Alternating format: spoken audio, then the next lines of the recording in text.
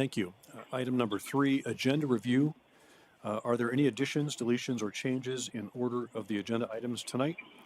I wanted to make one request that we just get a brief overview of the activity that is being discussed with the school district at the school board meeting on Wednesday regarding an easement on Williston Road, which appears to be a part of a larger project, but I know I'm not up to speed on it. But I thought if we could just add a brief overview for those of us who might not be up to speed, that would be great. Okay. Are you prepared for that? Yes. And do we have a place we'd like to put it? Maybe after the consent agenda or further down? Do you have a preference? I don't have a preference. Well, let's make it item 7.1. So after item 7. Any other additions or deletions? Okay, moving on. Comments and questions from the public not related to the agenda tonight. Are there any comments from the audience here in the auditorium or online? Normally we'd have them take themselves off mute or turn their camera on to be able to be seen, right, if you're online.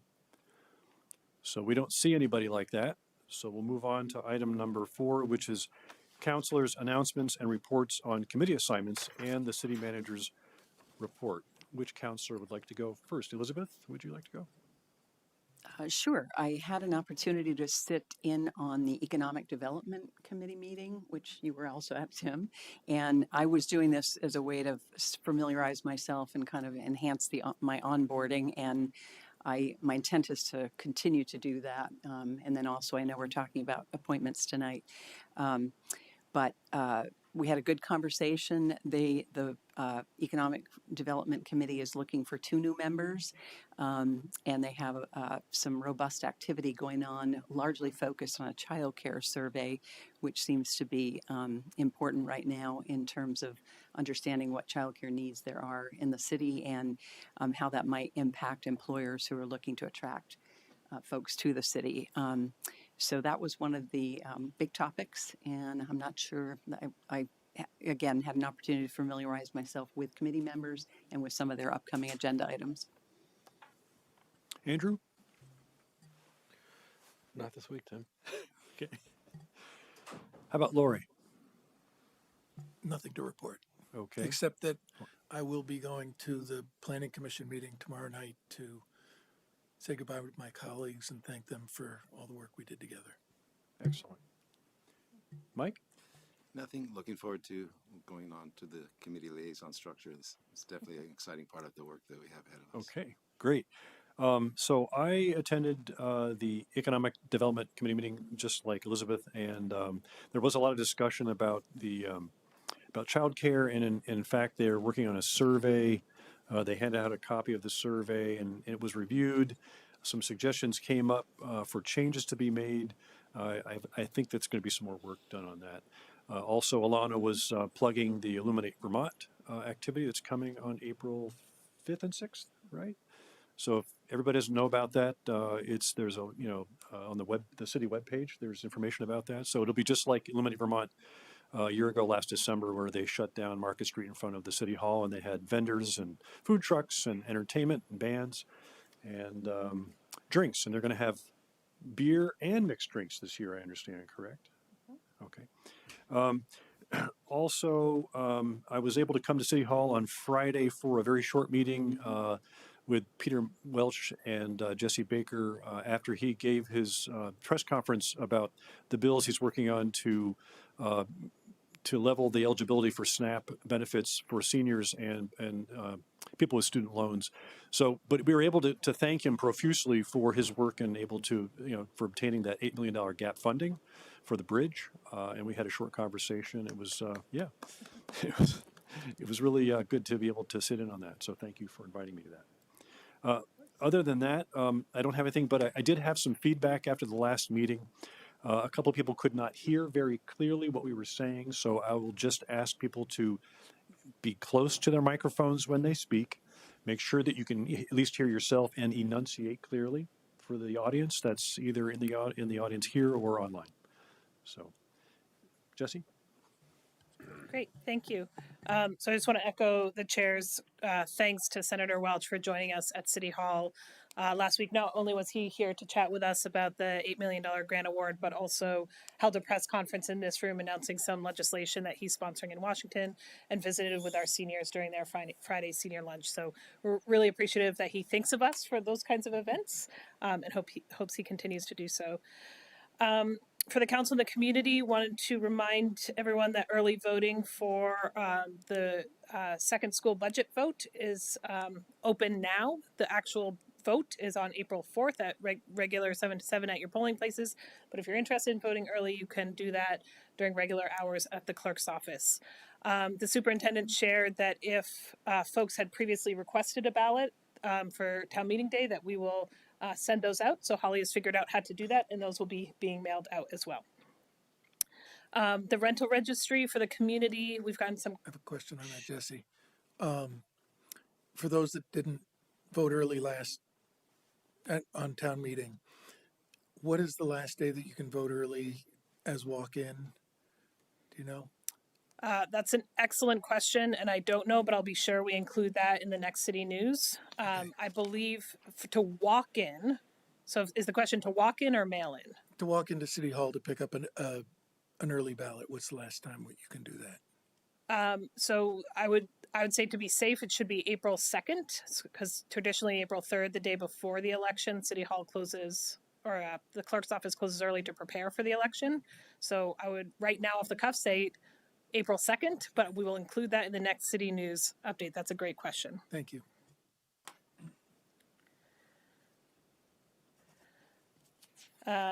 So we've received some questions from the community about the rental registry. Just reminder to the community that the rental registry ordinance is in place. The application is up on our website, so folks can go online and complete that form and register their rental property. Thus far, we have about 60 properties registered. Also want to remind the community that animal licenses are due by April 1st. So while you're voting early for the school budget, you can register your cat or your dog. And then the chair has mentioned some of this already, but we have an amazing amount of programming going on right now at the library and the Recreation and Parks Department. Would really encourage folks to check out our social media and our website for a list of that programming. I also want to share with the council that Adam has coordinated SSTA public transportation services for folks who are having a hard time getting to programming throughout the city because we don't have that centralized space on a bus route right now. Additionally, those shuttles will run every night to SB Night Out this summer, and they will alternate routes between City Center and Farrell Street. So we're hoping to bring in some additional residents to that program who historically have not been able to participate. Some of you were on an email last week or the week before about Little League and JC Park. So our team has met on site with Little League, Parks and Rec, Public Works, and a professional field maintenance person. Major renovations are not needed. What was needed was improved water service. So that has now been installed, and there's a preventive maintenance plan for the summer. So we're hoping that will address some of the concerns Little League was articulating. Finally, I've heard some interest from councilors about doing facility tours of city facilities, which is great. We would love to show them off. So I have some dates here that could work for our team, and I'd be happy to talk about those right now, or we can do that scheduling via email. What would folks prefer? Email might be quicker. Email? Okay. I will send those out tomorrow. So Thank Tim you. can keep us on track. Thank you. Wastewater is the most interesting one. It is. Is that it? That's it. Okay, great. And now we have the consent agenda. And there are 5 parts to the agenda. Consider and sign disbursements, approve minutes from January 29th, February 5th, February 20th council meetings, receive the February financial statements, approve accepting stormwater permit 3153-9050 under the city's MS4 permit to provide coverage for the Stonehouse Village Homeowners Association and the Stonehouse Village Carriage Homeowners Association, And last but not least, accept easements for the construction and maintenance of the Dorset Street shared use path between Old Cross Road and Sadie Lane and associated drainage and utility infrastructure. If that full list meets your requirements, I would entertain a motion to approve the consent agenda. I move to approve the consent agenda. Second. We have motion and second. Is there any discussion? I would just abstain from the minutes from the 3 meetings as I was not serving on the board at the time. Sure, that's fine. Council.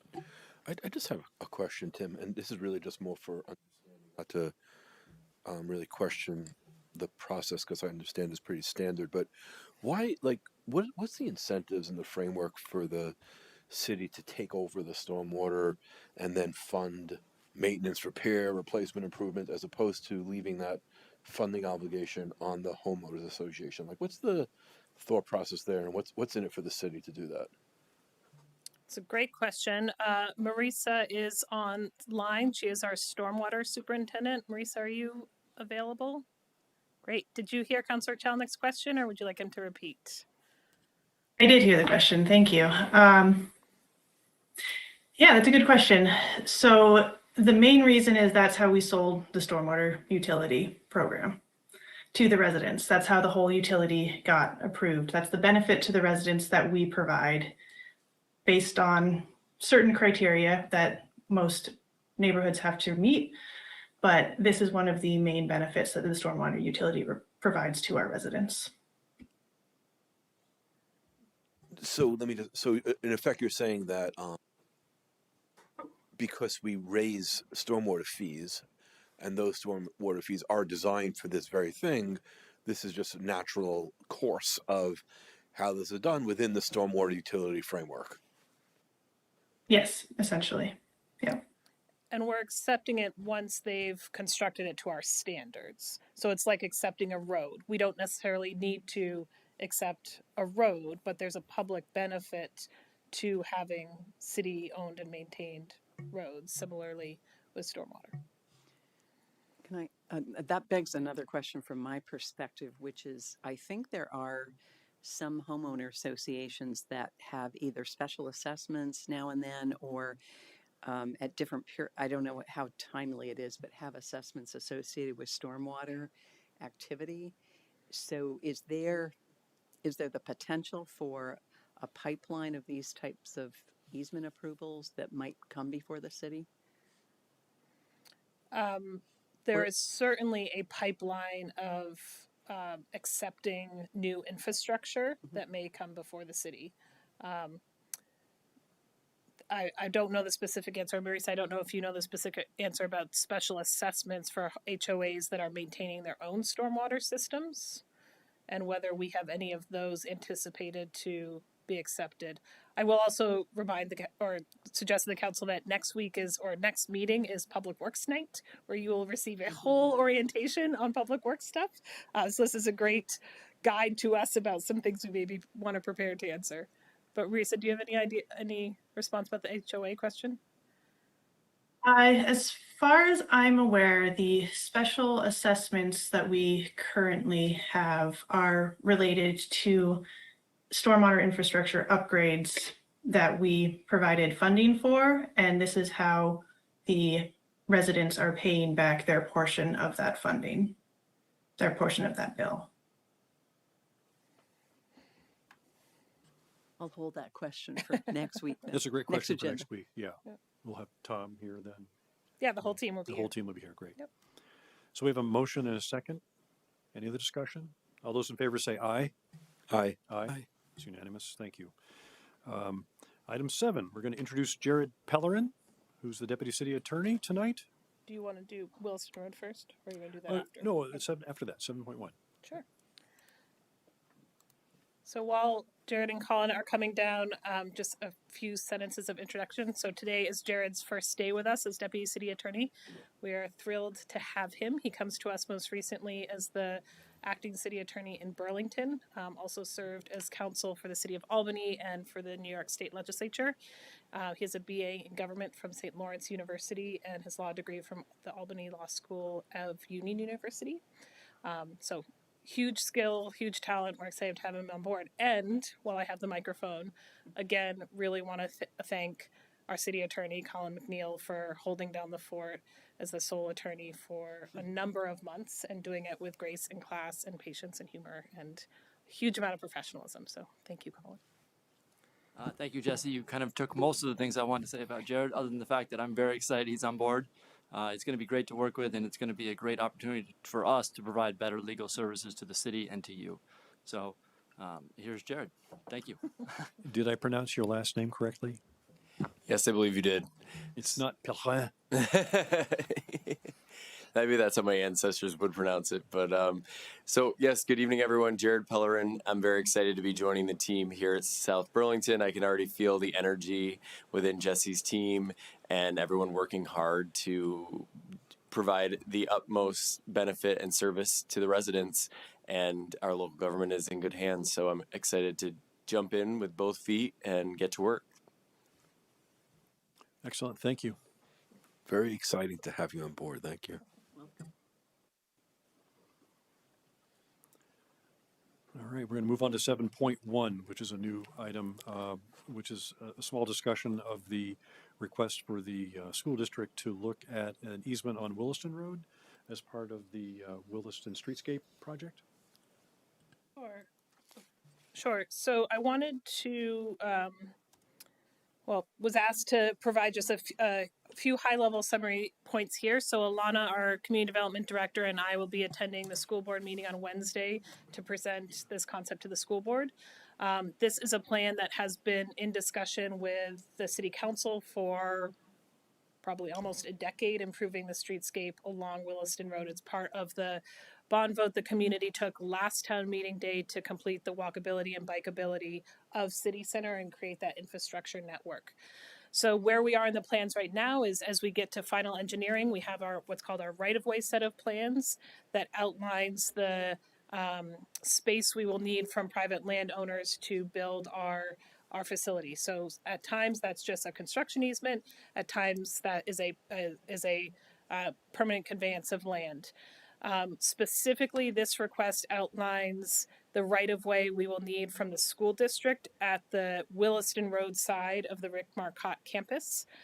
We need about 10 feet of right-of-way to construct that protected shared use path. It will include improved streetscapes, street trees, green space, a snow belt, and other components.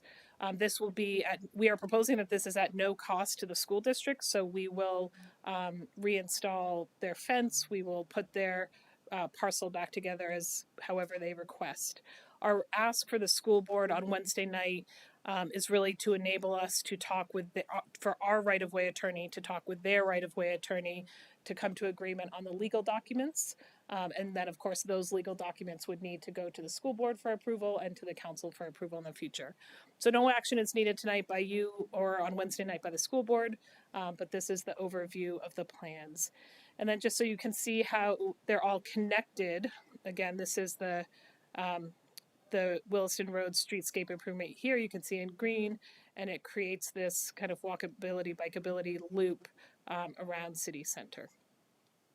So that's the project. This presentation is currently available on the school board's agenda posting for Wednesday night, so folks can go and look at this presentation at their leisure.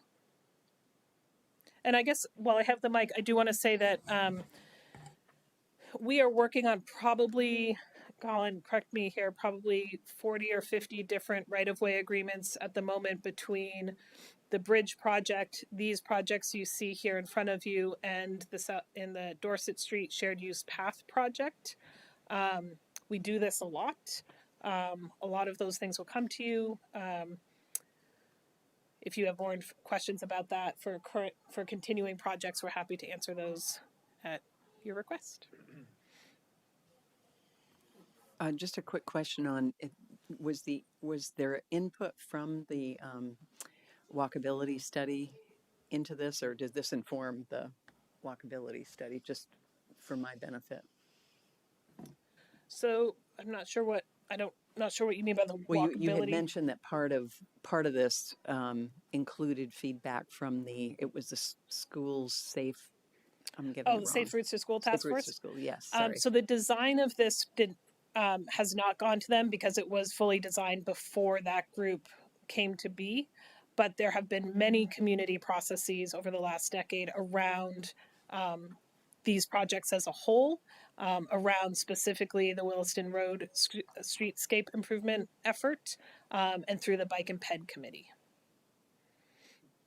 Thank you.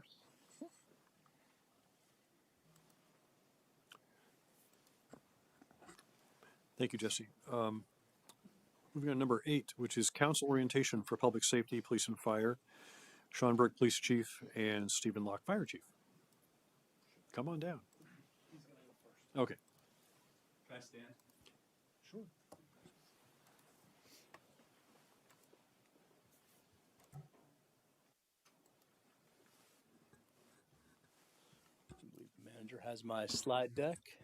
Mic check. We're good.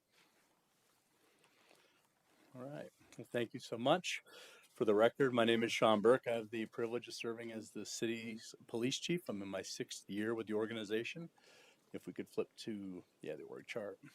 So essentially what you have before us, before you on the screen, is our organizational chart. At the top, you'll see it's the Office of the Chief, which encompasses our deputy chief, our executive assistant, and then our Community Justice Center. We've got an extraordinary program going on with our Community Justice Center, where it's one of 2 in the state embedded in the police department. They physically work in the same space, which really provides an avenue for energy, case strategy, and a referral process that many communities don't enjoy. And if you study restorative justice, restorative practice, and see how it intersects with particularly like first time or low level criminality, there is proven data to suggest that there's less recidivism.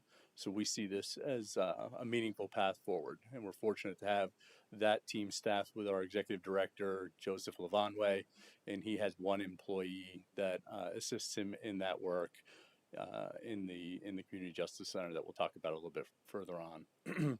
If you go further down the chart, I'm sorry, on your left, no, you're good. You'll see essentially the department has 2 silos.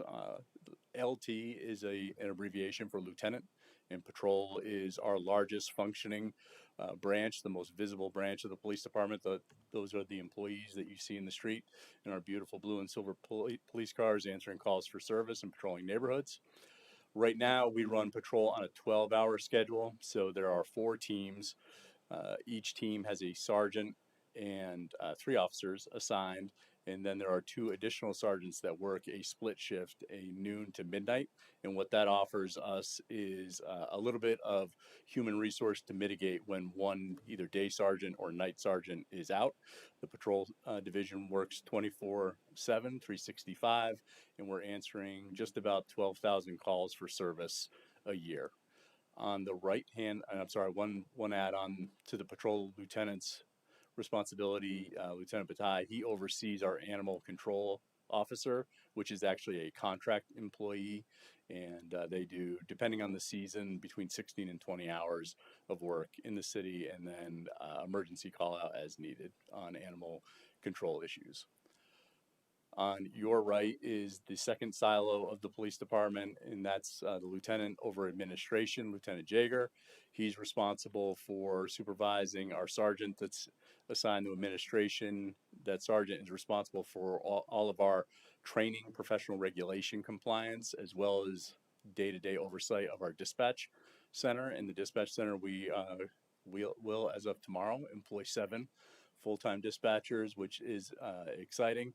It's a team that when I came over here in 2018, we only had 5 full-time dispatchers, and we've been able to grow that to meet the demands. We do dispatch for not only the police department, but for the fire and ambulance service in the city. Lieutenant Jaeger also oversees our sergeant in BCI. BCI is an abbreviation for Bureau of Criminal Investigation, or detectives. So we have Sergeant Eno in that role. He supervises 2 detectives that work in-house, and our in-house detectives do everything from background investigations to murder investigations and everything in between. It's one of the most fascinating roles that you can have as a police detective in a small city. We also have a detective assigned at Cousy, which is the Chittenden Unit for Special Investigations. That is a multidisciplinary team comprised of social workers, some advocacy staff, as well as detectives from around surrounding police agencies in the county, and they are focused on sex assault investigations and serious issues of child abuse. And then lastly, in detectives, DTF stands for Drug Task Force. We have a detective that is assigned to the Vermont State Police Drug Task Force, and their focus is on mid to upper level drug traffickers operating in northwestern Vermont. The Sergeant TBD, that's to be determined. That is a position that is funded now in the FY25 budget. We really see building that out to, it was once formerly called the Youth Service Sergeant, only responsible for oversight of our youth service officers. We'd really like to kind of build that into a problem-oriented policing team where we encompass a lot of different things to include how we better serve youth in the community, how we now respond to homelessness in the community, how we could better intersect with our community outreach team, and really be a better point of contact for the community on issues that really aren't directly criminality. That's the hope. The reality is that's vacant. We've got Corporal Brianne Williamson serving all of the schools. She's our lone SRO doing fantastic work. And then we have Officer Aaron Schwartz in TSU, which is the Traffic Safety Unit. And he is a dedicated uniform officer focused on traffic safety issues in the city. And then the last two blocks, we have our records division. We have 2 employees. They process all of our records that go to court or things that we have to keep on file.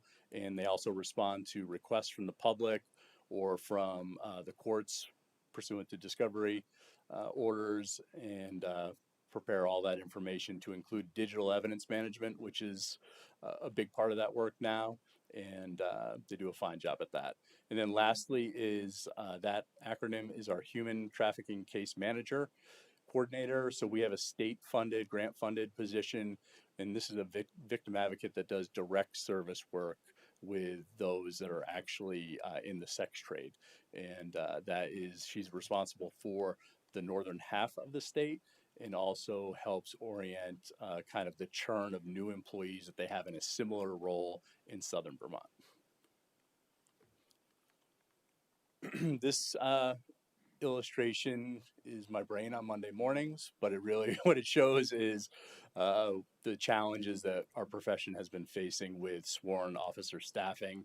So you'll see the gold bars indicate the number of sworn police officers we actually employ, and how that has started at 39 and is now down to 32 as of today. The red line is folks that have either resigned or retired. You'll see in 2022, we saw a lot of people reach their retirement age, and without hesitation, they left policing. The green line is the folks that we've been able to hire and bring on to the police department, and you'll see only in one recent year were we able to outpace the number of employees we actually lost. And working all the way to the right, you'll see that we've had 2 of our officers leave us in 2024. We were not able to identify anyone that met our standards for the current police academy class. We're hopeful that we've got our eye on 4 potential candidates for the August class, but they have to finish up background investigation and then accept employment. And as you can imagine, the employment landscape is wide open. It's really their choice where they want to go and work. What do we do with all of our resources? You'll see the graph that is labeled as incident and arrest trend over time. So in 2020, despite what some of our critics would say that we didn't have anything going on, we had 13,307 incidents that we responded to in that year and made over 1,000 arrests. Again, global pandemic going on. You'll see the incident line kind of trending downward. Really, that represents the number of officers that we had deployed in the field and the amount of work we were actually able to get done. It's really a point where we're doing less discretionary work and we're just responding call to call. The arrest trend line is similar in ways. When officers are tied up, they can't do proactive patrols for, say, like DUI or other crimes in progress. Some of that also can be attributed to what was going on in the court in terms of cases that just simply weren't being accepted for prosecution. The graph on your right, unmet social service needs, you've probably heard me talk about this before. It's a catchment of 5 areas: mental health crisis, suicidal persons, overdose, intoxication, and welfare calls. You can see that we've seen a pretty sharp rise in those over time. And despite our efforts to work with the community outreach team and in either a co-response model or a way that we can quickly hand off those calls, there's limits to what they can actually do, the community outreach team, and there's also a limit to when they're available. And when all other government services shut down, the phones still ring in our dispatch center and our public safety assets still respond.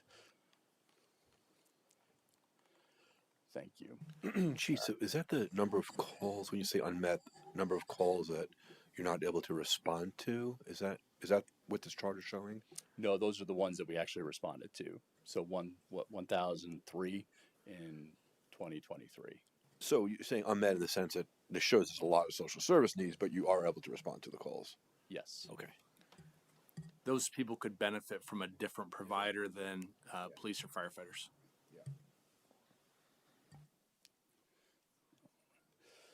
Prevailing crime trends. I know that you've all heard me talk about this before, and we've seen double and triple digit increases in retail theft, larceny, and stolen cars.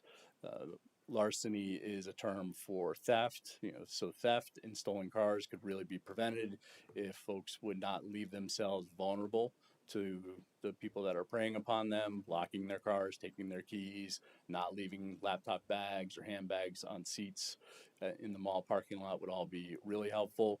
Retail theft is a little more fickle, and we'll see where this retail theft bill goes now that we're getting through crossover.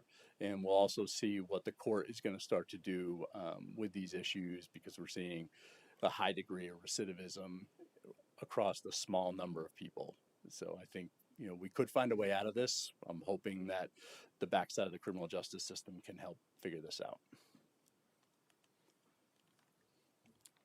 Good. Our dispatch center. So this is a great picture that I did not take. Andy in communications took this photo of one of our new consoles.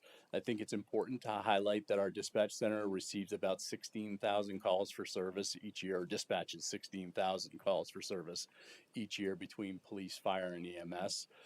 I don't know the number of physical phone calls or actual phone calls that they receive, but it's well north of 16,000. There are times in the dispatch center that we only have one employee working, and it's just kind of artifact of how small government and public safety once was. And now that we're growing, it's definitely a service area that city management is focused on growing. And again, like, we'll have our 7th dispatcher starting tomorrow. We have 4 brand new state-of-the-art dispatch terminals for them to work at. We've got the FireCAD program that makes the work more efficient, and it's a system that the fire department needs to rely on. So there's a lot of good things going on in that space, but it's really work that's not often thought about when you think about the police or the fire department. We don't go anywhere unless they pick up the phone and tell us where to go. And there are always that voice that really resonates with crime victims or those suffering with some type of medical event in their homes, that calming voice. And it's much different. If you call a 911 center, it's very robotic. When you hear our dispatchers interfacing with the public on the telephone in moments of crisis, it's really work that I can't highlight enough, and it's work that I'm certainly proud that they can carry out, because that degree of multitasking, I tell them this all the time, that's a job I cannot do. It's extraordinarily tough. Can I ask, is there just one way to contact the dispatch? Is it just 911, or can you contact by texting in other ways? We do not have text technology into our center, but we do have a business line, and that's 802-846-4111, extension 0. And that's actually the best way to call us for a non-emergency issue. Yeah. 911 is routed to one of 2 state dispatch centers. Well, 2 state police run dispatch centers, and then there's about 4 other public safety answering points, and they take a little bit of information, figure out that you're in a jurisdiction like ours where there's full-time services, and they route that call to our center. And then we pick up. Yes. And are there times where the dispatcher is handling more than 4 incidents at the same time? Oh, certainly between police and fire, there Yeah. can be multiple ambulance calls and, need for police service. Like this morning, there was a decent size or scale crash on Williston Road at Kennedy Drive, and everyone gets on their cell phone and calls us, which is fantastic, but the dispatcher has to triage that. Yeah. One of the most terrifying things I ever saw was when we had the shooting at the mall a couple of years ago. I walked into the dispatch center to figure out if it was real or not, and the phone was going completely crazy. And to watch our single dispatcher trying to navigate all those phone calls, get critical information, because those are witnesses to a felonious act that we need to track down eventually, and keep that all coordinated while getting the resources there. It was really, really work that was impressive. How many hours does it take to train somebody on this new system? So I don't know how much of an impact it's had on the number of hours we do. It's similar to our field training officer program, which is 14 weeks in duration to become a police officer after the academy. We put dispatchers through a program that is similar in length, 12 to 14 weeks, where they actually work with a fully credentialed dispatcher. Thank you. So some of our emerging issues, this chart is kind of interesting. The green bar represents the number of officers that the South Burlington Police Department has essentially authorized or funded from 1970 through 2020. And you'll see starting at 19, getting to a high of 42, tapering down to 40. The red line is the trajectory of population growth over the same period of time. And then the blue line is our incident count. And you'll see that there's a linear relationship between all 3 lines until we get to the decade where we're losing the number of officers that we have active in the street. And I like to highlight this because that's a saturation point. We are no longer meeting the needs or expectations of the community, especially when it comes down to some of the relationship building opportunities, having more officers either engaged in civic events in the city, more officers assigned to the school, being more responsive to all the traffic complaints that we receive, and we're just simply answering radio calls day to day. So I found this data and assembled it during the budget presentation, and once it was graphed, I really liked the story that it told because it made sense. A quick question on that. The incidents line in 2020 was 13.25. Is that the incidents responded to or the incidents that were called in? So responded to. Responded to. Right. So is that number down because of the inability to respond because of lack of resources? That's less proactive activity. So more time is just spent on being responsive and not being proactive in areas. And I hate to keep mentioning traffic enforcement, but we get a lot of traffic complaints in the city, and we simply are stopping fewer and fewer cars and trying to curb that behavior because we're either committed to the other categories of incidents or catching up. There's a great deal of reporting that goes into 12 to 13,000 incidents per year, and our day shift is really busy. They have very little time to do anything directed, whether it's traffic related or simple as with all the urbanscape that's now developing, getting out and we measure our foot patrols, because that is an excellent way to kind of embed within the fabric of the community the police officers. And we hope that we'll be able to hire more staff and be able to encourage that type of policing, that relationship-based policing, because that's really what society's hungry for. Chief, again, is the saturation point being reached because you don't have the positions, or is it because you have the positions, but as you were saying, you just can't fill them? The latter. The latter, okay. In that regard, can I ask you, as you're obviously very active in recruiting and trying to identify people. I've heard your conversations multiple times. What are the things that you can do or the city can do to increase the chances that you'll succeed in your endeavors? And also, I was wondering if you could just maybe put more in descriptive words. If you do achieve full staffing, what does that interpret? I mean, yes, you can say the line is no longer, but what does that mean for the average citizen, for our sense of community? Because definitely public safety is one of the issues as I was going around the town that I kept hearing people starting to express concern about. Yeah, certainly. So both great questions. I'm going to start with the latter one. I think what we would do is we would initially invest with at least getting one more officer back in youth services. And I don't want to say that they would be completely just embedded in a school, but rather figuring out holistically where the police could really be effective in better serving youth in the community, especially as we see this growth in housing and more young people living in dense areas. I think there's an opportunity for that. I think educating officers that are going to be doing that work in what all is available through rec or other entities within the city in order to channel kind of the energy of that youth would be extremely helpful. I think we could also do more work like we did in the holiday season in our efforts in curbing retail theft, where if we had officers that we didn't have to assign to radio calls every hour of the day, we could go out and work like we did with loss prevention, be more proactive, and do some real crime prevention in terms of the criminals would know, like, well, the South Burlington police are all over the mall. Let's not steal there today. That's a win in our business, as well as identifying who's involved in this criminal activity, and then to the extent, because we see retail theft for what it is, low level misdemeanor conduct, but we also then find other instances where it's more organized and has great financial impact to the community, and also is funding organizations that are here drug trafficking and running commercial sex rings. So I'd like to see us in those spaces more.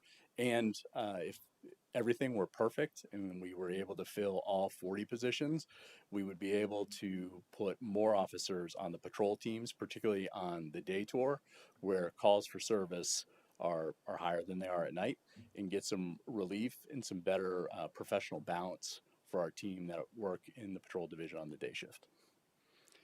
The first question, you may have to remind me. Recruitment. What is it? Is there anything? You're obviously not the only police chief facing these challenges, as you referenced in the call question to Andrew. But is there anything? I mean, there's an appeal for people to live in South Burlington. We're all here for that. Is there something that can be done to greater incentivize? Yes. So certainly. So we have just really embarked on a new initiative with Andy, our communications director. It's a director, right? I always get his title wrong.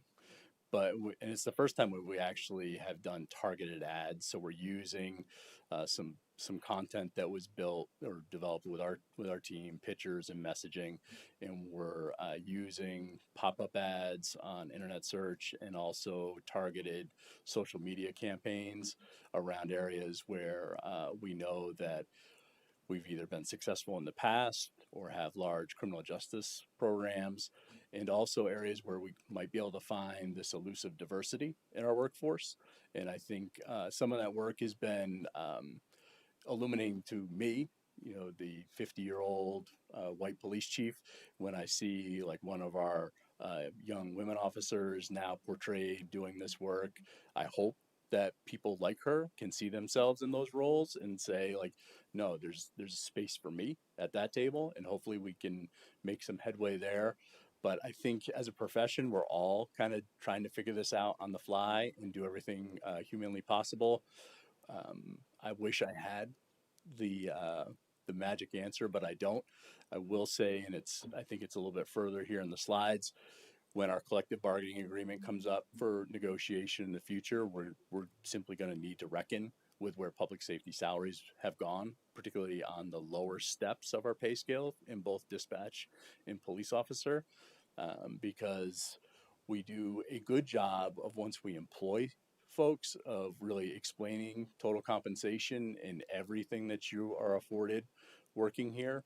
I don't think we haven't found a way to effectively advertised that yet. And there are other things that we find once we get folks in the door and do a ride along with our organization, they like the philosophy, they like the people, and then they can see like our beautiful facility.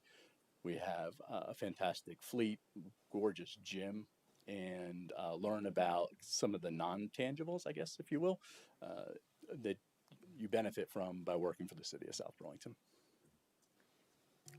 Is there anything that we can do to help support you and the police force gain prominence in the eyes of the police force as the place that they want to work?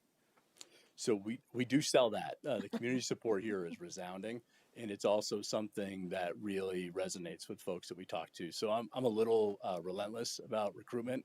Like if I'm at a football tailgate at Norwich University, I'm working that parking lot. Wherever I am, I'm working the room.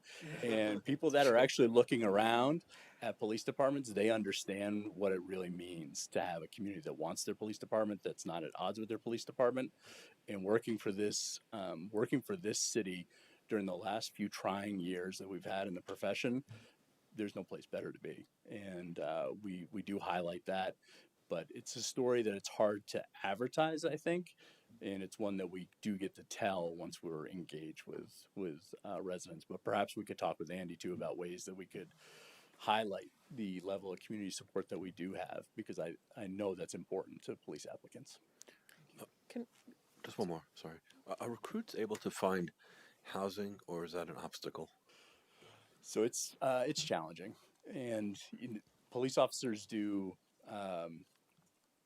They usually follow this path. Like someone will have an apartment fairly close by, and they'll have a roommate, another police officer as a roommate, and they'll live that way until they meet that special someone. And now it's time to go get your own place. And that's where we see officers, dispatchers, our employees in general have to leave this community. And now it seems they even leave Chittenden County in order to find affordable housing. So it is a bit, of a hurdle for people to overcome. Most recently, we've got an employee that's in the process that's from the Boston area. And when I was recruiting this particular fellow at the football tailgate, I told him like the dollars and cents are about the same. So like you living in the greater Boston area, don't think that it's going to be really cheap to live in Vermont. Please research that. And this applicant did and understood. So it's working out thus far, but it is a challenge. Could I underline just one more point about recruitment, because the chief is incredibly humble about this. I think his point about not only the culture that you all support and our residents support around public safety and its importance, but also the culture that the chief has built at the department as a progressive, respectful, innovative department is appealing to candidates. And the culture change he has led is I think one of our key recruitment tools. It's part of why we wanted to bring on Deputy Chief Briscoe this past year, was to allow leadership development, leadership to focus on operations that would allow the chief not only to be kind of that bigger public face in the region and the state, but also identify some of those bigger systematic challenges that you see reflected in some of these numbers. Having said that, I also want to be really clear that one of our recruitment challenges is that as our staff numbers have decreased, as our retirements have been high in the last couple of years and our numbers have decreased, what we have not decreased is the quality we are hiring. So we are not going out and pulling every person off the tailgate and putting them in a South Burlington uniform. We have a very high standard for finding that right fit for our community, and that officer, that young person who's going to learn and want to be a part of the community engagement, community policing culture that the chief has built. So it is a balance of wanting the bodies in and wanting to send as many folks as we can to the academy and train them up under our culture, and making sure we're getting the right folks that reflect the community and are going to best serve our neighbors out on the ground. So there's a balance point there that the chief is having to manage. Very well said. Thank you. And we're incredibly lucky to have you. Thank you. That feeling is mutual. So but I appreciate that. On Channel 3, they often have the corrections minute, where they talk nonstop for a minute about all the great jobs in corrections. I think we need one for South Burlington policing, don't you think? I don't know what that costs. Yeah. We can look into that though. Might be worth it. If we have 1 minute, it might be worth kind of walking through the steps it takes to become a police officer. So once an applicant applies with us, they go before a panel interview. So it's 3 of our employees, and then our detective sergeant sits in on that interview to take copious notes, because if they make it to the background investigation, either the sergeant himself will be doing that investigation or someone from his team. If the applicant is successful there, we issue a conditional letter of hire that allows us to ask all the questions that we need to have to send the employee to a polygraph examination. A polygraph examination can be adversarial if you've had a wild past, but it's also an opportunity where applicants that have made it through the panel interview that we see some hope in, they can kind of cleanse themselves of anything they've been involved with, as long as they tell the truth through the process. There are a number of things that are complete non-starters that come out in background investigations. There's also, the part of growing up and making adolescent decisions or young adult decisions that we can get around, as long as honesty is woven in. Once they pass the polygraph examination, we'll move them into a background investigation. And again, this is a detective spending about 60 to 75 hours of interviews and then typing a comprehensive report of who this applicant is. Then that's reviewed by the command staff, and we decide if we're going to move them into the phase where they'll take the psychological assessment for the academy, which is fairly rudimentary. If you can get through a polygraph in our background investigation, you're going to pass the psychological screening. And then there's an odd physical fitness test for the academy. It's a row. I've never rowed as a police officer, but now you have to row X amount of meters in a certain amount of time, and you have to be able to run 1.5 miles. That's a good exercise right there. Yeah, I've run 1.5 miles in under a certain time based on gender and age. As long as you're successful in all that, we can entertain hiring you. Those that are hired have to go to Pittsburgh for what is now a 17-week residential academy experience. And it's paramilitary. They do get to come home on the weekend. It's similar to boot camp for the United States military in some ways. It's designed for policing in other ways. It's progressive, where the class is kind of oriented to the space and what you need to have in terms of professional demeanor and discipline as an individual. And then the group is brought in, or the individuals are brought into a group that then forms a team, and then they become very self-sufficient, and they're able to learn what they need to learn academically and then display that through scenario-based testing in the end prior to graduation. Once South Burlington police officers complete that 17 weeks, they come to us for 14 weeks of field training.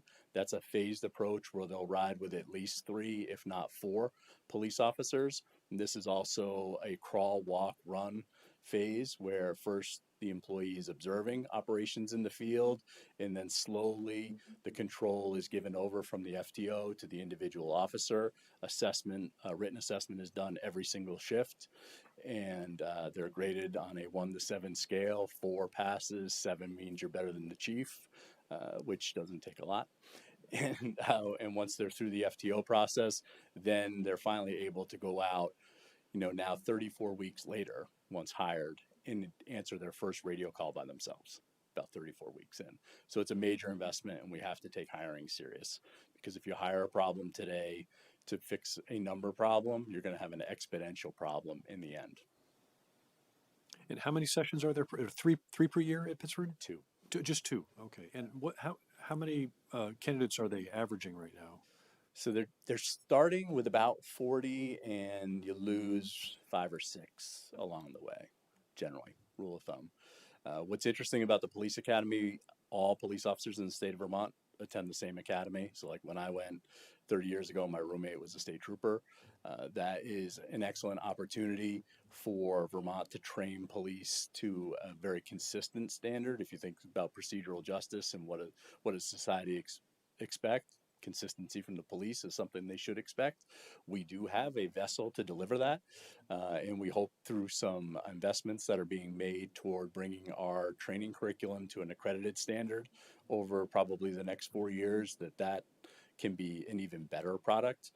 Right now, all of the instructors at the academy are from the field.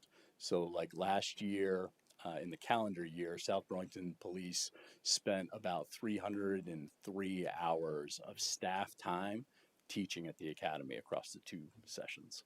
And there's only so many police departments that are large enough in order to contribute at that level.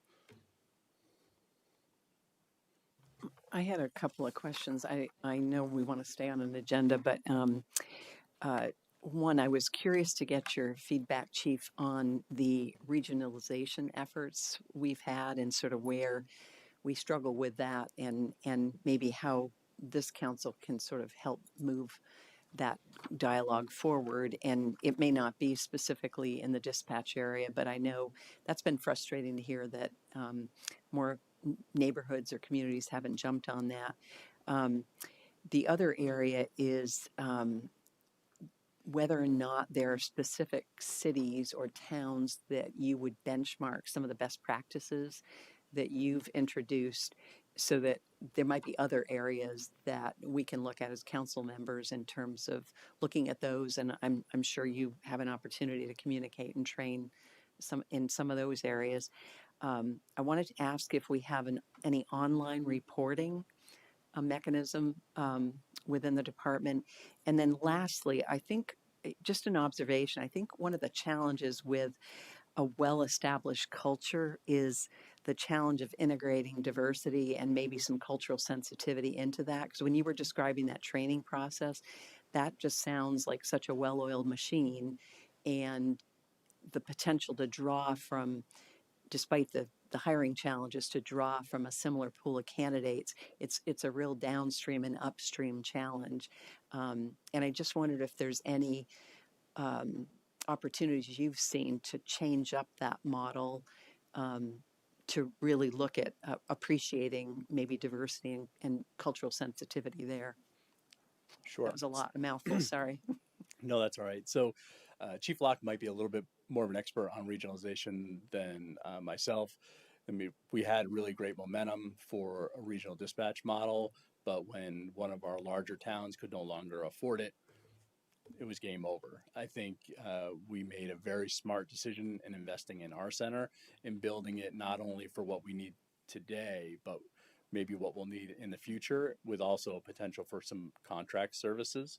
So, and maybe that's more the way forward in a regional model, is contracted service as opposed to an all payer model. I don't know.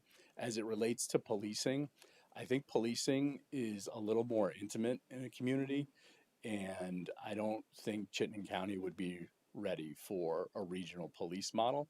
And you know, I think back to so my dad was a Poughkeepsie, New York police officer. Started in the '60s, retired just shy in 1990, and he went through the professional era, or the professionalism era of policing in the '70s, where government wanted more efficiency, more technology, so they could do the job a little leaner.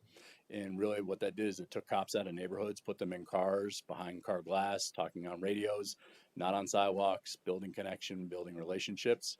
And it led to, you know, frankly, an over policing in some major metropolitan areas of marginalized neighborhoods, and what we are coming to reckon with now with distrust of policing. So I think it's an area of extreme caution, in my opinion, regional policing. I don't think you get it right. And I'll tell you, when I was doing my time in Burlington, we changed models from every shift, each day of the week, you would work a different patrol area. When we changed that to work a consistent patrol area, and the relationships that you're able to build, particularly with high service consumers, and the ability to navigate it without relying on an enforcement only model, without having to rely on use of force all the time, was really valuable. And I think, you know, when you hear folks that complain about the relationship with the police department, it's because they don't know their police officers and they don't understand all the work that we're trying to do. So just a bit of caution there. I'm going to miss the middle part of your question, and I'm going to go to the well-oiled training machine. There has been talk about an alternative academy. 17 residential weeks is just too high of a hurdle for a lot of folks, depending on what their family situation is or whatever demands they may have on their time. I know that it's going to be studied if we can stand up some type of non-residential training module, which I think could potentially open up the avenue for others, even if it's those that aren't really keen about going and living on a dorm deck for 17 weeks and marching around. I think there's value there. I think when we've done some really intentional outreach to try to get a more diversified applicant pool, what we see in terms of our new American population in Chittenden County is language is the number one barrier, and the ability to get through like an interview. But an interview is similar to how you have to be able to have a conversation on the street with folks in order to provide police service. And there's also been challenges to the extent where the police academy stopped using the entrance exam. It was a timed exam, but English language learners didn't have the time in order to be able to read the question, translate the question, and then respond to it and get the exam done on time. So there's some broader systems issues that are being looked at in that regard, and I'm hopeful. But if you think about how policing even evolved in this country. So, like I said, my dad was a police officer in Poughkeepsie, New York. So his father was a bricklayer who came from Ireland and was building buildings in the greater New York area, Bayonne, New Jersey. And then Texaco opened a plant up the river, up the Hudson, and that's where he took his family. And that's how my father became, a Poughkeepsie, New York police officer. And it's not until that second or third generation of New American do we see folks coming in, whether it's fire service or policing. But if you think about the history of the New York City Police Department, for decades, it was Irish and Italian American police officers. I missed the middle. I think it was the online reporting. Oh yeah, so I'm a little old school. When someone calls us, it may be the only time that they've ever called for police service. And I still get really passionate about like, no, let's take 10 minutes and ride over there or talk to them on the telephone about what happened and provide that level of service. I lived through the transition to online reporting in Burlington. And sometimes it's really effective and efficient. Other times when whomever's going to manage that data for you opens it up on Monday morning, it's terrifying because it's like, why didn't this person call us to report, the person that they had banging on their back door, trying to break into their garage?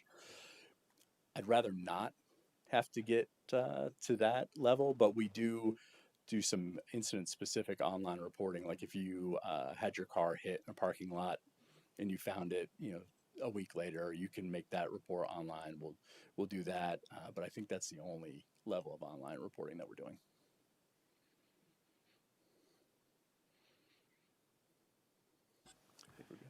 Are we taking questions from the audience at all? Or Yeah. So, are there any questions in the audience tonight? Just one if I could, Wendell Holman. Can you come to the microphone and turn it on and get close to the mic, please? And identify yourself again. To me, Wendell Coleman, 69 Joy Drive, F7 in South Burlington. And I got up one morning and the right front tire of my car had been stolen. It was sitting on a jack. So I knew that there was nothing the police could do about it.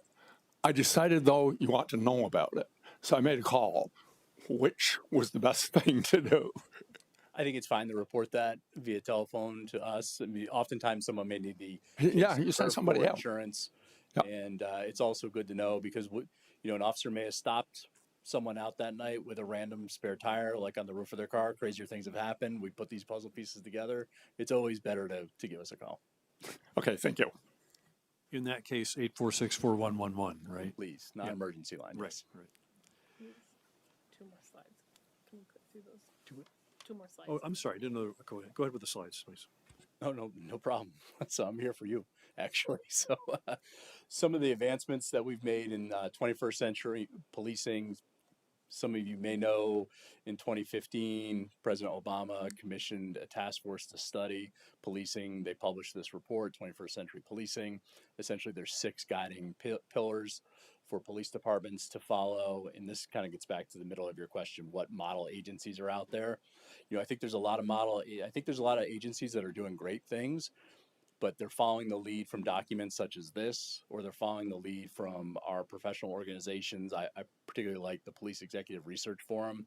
They take a really an academic-based approach when they're going to study a challenge and then publish a fulsome report with some solid policy or training guiding principles. And we've used those principles in the development of some of our work as it pertains to the pillars. I want to say that a lot of these categories in the pillars, they overlap one another. So like when we think about pillar 1, building trust and legitimacy. So we've got a body worn camera program that's fully integrated in all of our operating systems. So we have cruiser cameras, body worn cameras. You turn the blue lights on, all the cameras come on. You pull your taser out, all the cameras come on. You pull your pistol out, all the cameras come on. So it takes all the thinking out of this. The ability to capture that level of data is really super for us from a training perspective. It's fantastic from an evidence management perspective. Those lenses see a lot of things, can preserve crime scenes to some extent. And then our ability to show that when there's a question from the public about what our officers did or emphatically did not do is extraordinarily helpful. Another way I think that we hold trust in this community is that, the police chiefs that have served before me, and there's only 6 of them, have never lost sight of what the community expects from their police department, have always communicated, and have built this philosophy that frankly I inherited. The manager is gracious to give me credit for some of this. I've helped advance it, yes, and I appreciate those remarks. But this police department is very special in the relationship that they've had with the community. And it's because the chief has always listened to what's going on here and has always kind of driven service objectives in that regard. And so I think that is really foundational in pillar 1, but it also feeds into pillar 4 in community policing. Community policing is a buzz term that's thrown around a lot. There's relationship-based policing that we do every single day, and that's what I just described. Going to calls for service, treating each one like the person's never called us before, telling folks what we can and cannot do, and trying to remedy whatever the situation might be. There's also the programmatic side of community-based policing, where we've got our school resource officer program, we've got our traffic safety officer that engages with a variety of groups on those challenges. We also do some other programmatic work. You'll see us at South Burlington Night Out in the summer. We haven't done it since the pandemic, but Coffee with a Cop, those are the kind of the programmatic elements of our community-based policing. And then pillar 4, again, just to wrap that one up, is our crime reduction. Like I described, our partnership with loss prevention at the University Mall this past holiday season. We're also able to partner with WCAX and really shine a light on the challenge and also our response that I felt was critical in order to kind of raise awareness of the issue and show a way, at least a strategy, that we can try to prevent some of that crime. Pillar 2, we'll pivot to real quick, policy and oversight. So there's like 92 general orders in the police department. Oddly, it's high liability work. Many of those policies are state mandate. So our fair and impartial policing policy was a state mandate a number of years ago in 2018. We since evolved. We actually have what's known as the Winooski policy. We have the most restrictive policy in terms of how we are allowed to interact with border officials on issues of civil immigration. That works for a community like South Burlington because we're not a border community. Border communities have challenges because the Border Patrol themselves are part of that public safety fabric. They co-respond with state troopers and municipal officers and deputy sheriffs along the border, and they simply have different needs. We were able to adopt this more restrictive model of policy without any hesitation because in our assessment, it didn't compromise public safety in the city, and it certainly didn't compromise officer safety. And those are kind of the first 2 objectives that we tend to look at when we're debating policy. We also have a state model use of force policy, which is essentially, again, one of the more restrictive ones in the country. It's when we talk about use of force standard, our standard for using Lethal force is not only reasonable but necessary, and those words are critical. And training to that standard is more of that progressive nature. I just want to pivot quickly to Pillar 5 when we talk about best practices, and I talked about the Police Executive Research Forum. We adopted their integrated communication assessment and tactics model, and really what this is a decision-making model for officers in the street that is based on what was work that was done in the UK, where officers are unarmed. And it teaches officers to use time and distance to de escalate active listening skills and communication. You know, we don't always get to do that. Sometimes an officer will get out of the car and it's 0 to 60 and they've got to react and confront whatever that threat is. In a lot of incidents that we respond to, there's a time for law enforcement to slow down a little bit. You know, when I talked about the professionalism and being more efficient, it made us really fast and decisive in the street. And we've learned that there's more space to slow it down. Maybe instead of just sending one officer, we'll send two. And we tend to over resource certain situations where we can create that distance, and distance gives you time. And as it pertains to, you know, kind of holistically training the officer and training them throughout their career, best trained officers tend to not overreact in the street. So if you want to set yourself up for failure, poorly train your police officers, equip them with everything that they have to include the ability to take a human life or restrict constitutional rights that we all enjoy. That's the recipe for disaster. You train them, resource them, and staff your shifts appropriately, better outcomes. So, you know, those are our focuses there. Technology and social media, again, I've talked about the body worn camera technology. All of our evidence collection is, as far as digital, is almost cloud-based, which is very, very handy. And then social media, we leverage that in a few different ways. We have a Facebook profile and an Instagram profile. That's the area where we kind of socialize our profession. And then we use Twitter, now known as X, as an extension of our media releases. And then lastly, and probably most important, is our officer wellness and safety initiatives. It's hard work. And back in the day, it wasn't cool to say that you weren't feeling okay. We're kind of reducing that stigma. And here at South Burlington, it's a big part of our culture. We have a peer employee team. It's not just officers, all employees are availed to this. And we have both sworn and civilian staff on that team. We have a department clinician in also, in addition to EAP, and then at Marathon Health, we have a mindfulness resource there. So we have all of those elements available to our employees, and we use it in a proactive way. So a couple weeks ago, we had a pretty horrific, fatal cycle V car crash on Shelburne Road. It was one of our youngest patrol teams. They're probably not going to say that anything bothered them, but their sergeant is a more senior person, heavily involved in our peer support team. So we just brought in workers from our designated clinician. They sat in roll call. They kind of talked about the incident and just normalizing having the resources on hand. And if maybe you don't want to use it in the moment, if you have the face, you have the phone number, and you need to use it in the future, our hope is that they will. The last part of our wellness program is our beautiful gym, in the small amount of time that we afford our staff to work out on duty, because it's very stressful. Obviously, being a police officer, it's very stressful being a dispatcher. And we hope through this, you know, concert, if you will, of resources, that we can keep them for 20 to 25 years and present them with a nice plaque and have them retire healthy. And then lastly, officer safety. Again, it really comes down to training and equipment and good supervision, and cops that aren't scared make better decisions when the pressure's on. Next slide. I think we've done all this. I think the last thing I just want to touch on is leadership development. So we're young. So we're doing a lot of really intentional work right now of preparing everyone for what the next step is for them in their career. And this police department enjoyed up until 2022 officers that would stay 25 to 30 years. I don't think that's in this generation. And we just need to be comfortable with getting officers spun up to be detectives sooner in their career, and then being sergeants sooner in their career, lieutenants sooner in their career, and hopefully a chief of police or two to continue this great tradition moving forward. So with that, if there's any follow-up questions, I'm sorry I've consumed like a ton of time.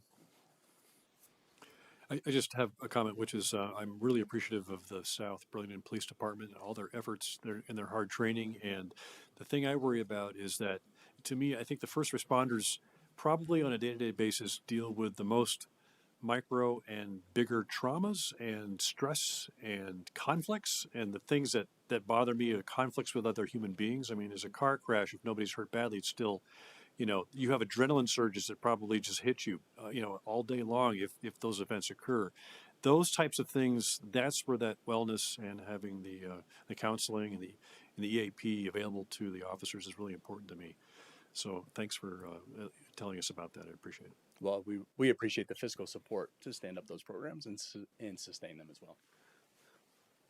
So, Chief, you and I actually chatted about this before, which is, as Mike said, there is concern among residents about public safety, but some of it, I'm wondering, I think you've articulated this, is perception versus reality, in the sense that there's more retail theft, and people may also, unfortunately, perceive, say, homelessness as a public safety issue. But in fact, as you and I have chatted about, there's very little crime against person, that people are actually personally safe. And wondering whether that perception versus reality could be addressed with like a public forum or something. I mean, you're such a fantastic speaker, right? And you're someone that could really educate the public and help folks understand that, in fact, there's, people are safe. There are all these issues. There's clearly issues that need to be dealt with. But, from a kind of crime against person perspective, that we're actually in pretty good shape. At least I think we are. Yeah, we certainly are. That's a great observation. So generally, even the reported numbers of crimes against person, a lot of that category is consumed in domestic violence cases in the city that we investigate, or in assault cases with involved parties known to one another. There's very little, stranger violence, if you will. And the problem is what you just articulated. It's the perception of not being safe. And that could be as simple as, having something stolen from your driveway, like your car, or even your neighbor's car, because no longer do you feel safe in your space. And that's generally where we'll see, if it's not directly related to incidents that have been reported, we'll see more and more calls that we categorize as suspicious in nature, where people will hear something, see something, and immediately call us. That's a clear indicator that they don't feel safe. And I do think that we could certainly fill right now a forum around public safety and what the data tells us, what the limitations are around certain crimes, like why are certain recidivists released on a constant basis, and then the reality of the stranger, if you will, violence. But I think it's almost like the cumulative stress element that our employees feel. Like everyone has a breaking point, and everyone is unique, and it's very similar in society. I have a decent tolerance, right? Many people have a decent tolerance. They'll go to New York City and Boston and walk freely, from dinner out to an establishment and back to a hotel and not think twice about it. There's other people that we live with that would never do that simply because it's a major metropolitan area, and chances are you're pretty safe there as well. So I do think we could message that from a data perspective, and hopefully that people could reconcile the data points with actually how they feel emotionally. Any questions online? A great council corner topic. Were there any questions online at all? Can we? No. No? Okay. Excellent. Thank you so much. Thank you very much.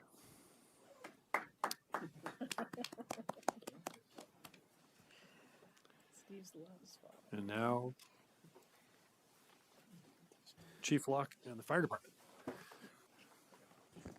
Good evening, councilors. Steve Locke, Fire Chief. Deputy Chief Corbin's going to join me. We're going to tag team this presentation with my dual role. The deputy takes a much more hands-on approach to the management within the fire department. So we really are a team as we're working through these the fire department. So here's an overview of your fire department. This chart is really the organizational chart and the layout. We as well break our people into two kind of silos. On one is the operational, the people in the street, just like the police department. So there are 36 people assigned to a rotating shift. That one of those shifts is on every day, and then our prevention division that's overseen by Deputy Chief Francis, who is also in the room. So next slide, please. I'll let you take the. As the chief said, 36 people are assigned to 3 shifts. We work a 24-hour on, 48-hour off rotating schedule, 24 hours a day, 365 days a year. Right now, it's a minimum of 8 people on shift. Starting July 1, we will start 24/7 staffing of our second ambulance, which will then go to a minimum staffing of 10 firefighter EMT, firefighter paramedics per shift. 2 fire stations, one on Dorset Street, one off of Shelburne Road behind the Audi dealership. We have a ladder truck and an ambulance that are staffed at Station 1 here on Dorset Street, and an engine, and soon to be a second ambulance staffed down at behind or off of Shelburne Road. Important to note of those 36 firefighter EMTs, firefighter paramedics, 16 of them have less than 2 years on the job. And 20 of them have less than 5 years on the job. So between attrition and growth and retirements, we've just seen a huge change in our working demographic. And that in turn brings on a lot of training, a lot of leadership challenges, and a lot of issues that for many of us for many years in this profession, we never really considered. And while we're not nearly as in a tough spot as our brethren in the police service, when the chief and I got hired, we tested with, probably 50, 100 people to get a job. And now we're lucky if we can interview a dozen people for 6 positions. So it's definitely a different environment than we were used to. We've definitely had to change our hiring and expectations based accordingly to that. We respond on a 2-tiered system. So we're fire-based, what we call fire-based EMS. So every medical call gets a fire truck that responds to it from the closest available unit, and then an ambulance follows up fairly shortly with 2 ambulances. We call them districts. We'll have an ambulance in each district as well. We, in the last 6 months or so, implemented computer-aided dispatching, which is a great system not only for us, but also the dispatchers, as Chief Burke had mentioned. That really allows us to allocate our resources appropriately for the given situation and puts the closest fire unit to the call. So it may be a call down on Shelburne Road, but that engine company may be at DPW fueling up, so it automatically dispatches the ladder truck, which is closer. So it really works out well. We coordinated that or coupled that with standards of cover, community risk reduction, community risk assessment program that we did, and we built our response models based on the community risk to deploy our assets appropriately. On to the next slide. What was that? That's me as well. So EMS, as I said, we're a dual role, fire and EMS. All individuals, including the chief and I, are at least EMTs. Everybody, the majority of the organization are advanced EMS providers. We have 10 paramedics currently, 4 more in school right now, and that's pretty exciting. In 2012 or so, we sent 8 people to paramedic school through a grant and actually established paramedicine in the city. And then through attrition and tough times, we kind of lost those numbers, and we're finally building those back up to really provide top quality EMS service to our citizens and our guests of South Burlington. We we're pretty lucky. We have a collection rate of what we can collect for revenue at about the low 90 percentile. So what we can collect from EMS billing, we do a really good job at collecting those revenues, and did quite a bit in fiscal year 23. Did quite a bit better in our what we actually gathered than what we had budgeted. So in July, I've mentioned it before. In July 1, we will start our second ambulance. 23% of the time, an ambulance not from South Burlington has served our public in the recent past, just because of our call volume. That not only provides a pretty good drain onto the rest of the communities that are helping us, but in turn, we also can't help them back because we don't have the proper people. So July 1 is really going to be a good a benchmark for us. I can think back to, I got hired when we started our first ambulance in the city, so it's pretty exciting to now see a second one in the city as well. And that's going to allow us to not only handle the majority of our EMS calls, treat our guests and taxpayers of the city directly from South Burlington firefighters and EMTs and paramedics, but also gives us undoubtedly more people on, the fires and other emergencies that we have as well. So that's a great asset. I'll just add that, we had not, this community beyond the 2012 sending people to paramedic school had not supported sending our own employees. We had hired them. If we could hire a paramedic, we would, but we had not invested in our own folks. In the last 2 years, we've sent 5 people to paramedic school. Now it takes about 18 months to get through the program. But it's really exciting because that's something people want to achieve. It's expensive. It's a big time commitment, but our people have stepped up, and we have a pipeline of eager providers to rise to that highest level of service. And it's great that we're investing in that every year to continue to grow our numbers and really support our younger generation. So, certainly our operational people get to drive around the city with the red lights going and get all the glory, but really who saves the most and most money for our citizens and probably has as much of an impact with our customers is our prevention division of 3. So we have a fire marshal, assistant fire marshal, and an electrical inspector. And if you look at the work that division does, it is very impressive, the work they are doing to make sure that our buildings are safe. Now, because of the way we deploy and what the workload is, most of that is on new construction. So similar like the buildings here on Market Street, when a project comes in, they approve the plans. There's a fee that's permitted, but every week during construction, our team is stopping by to make sure that the building is being built as it's supposed to be.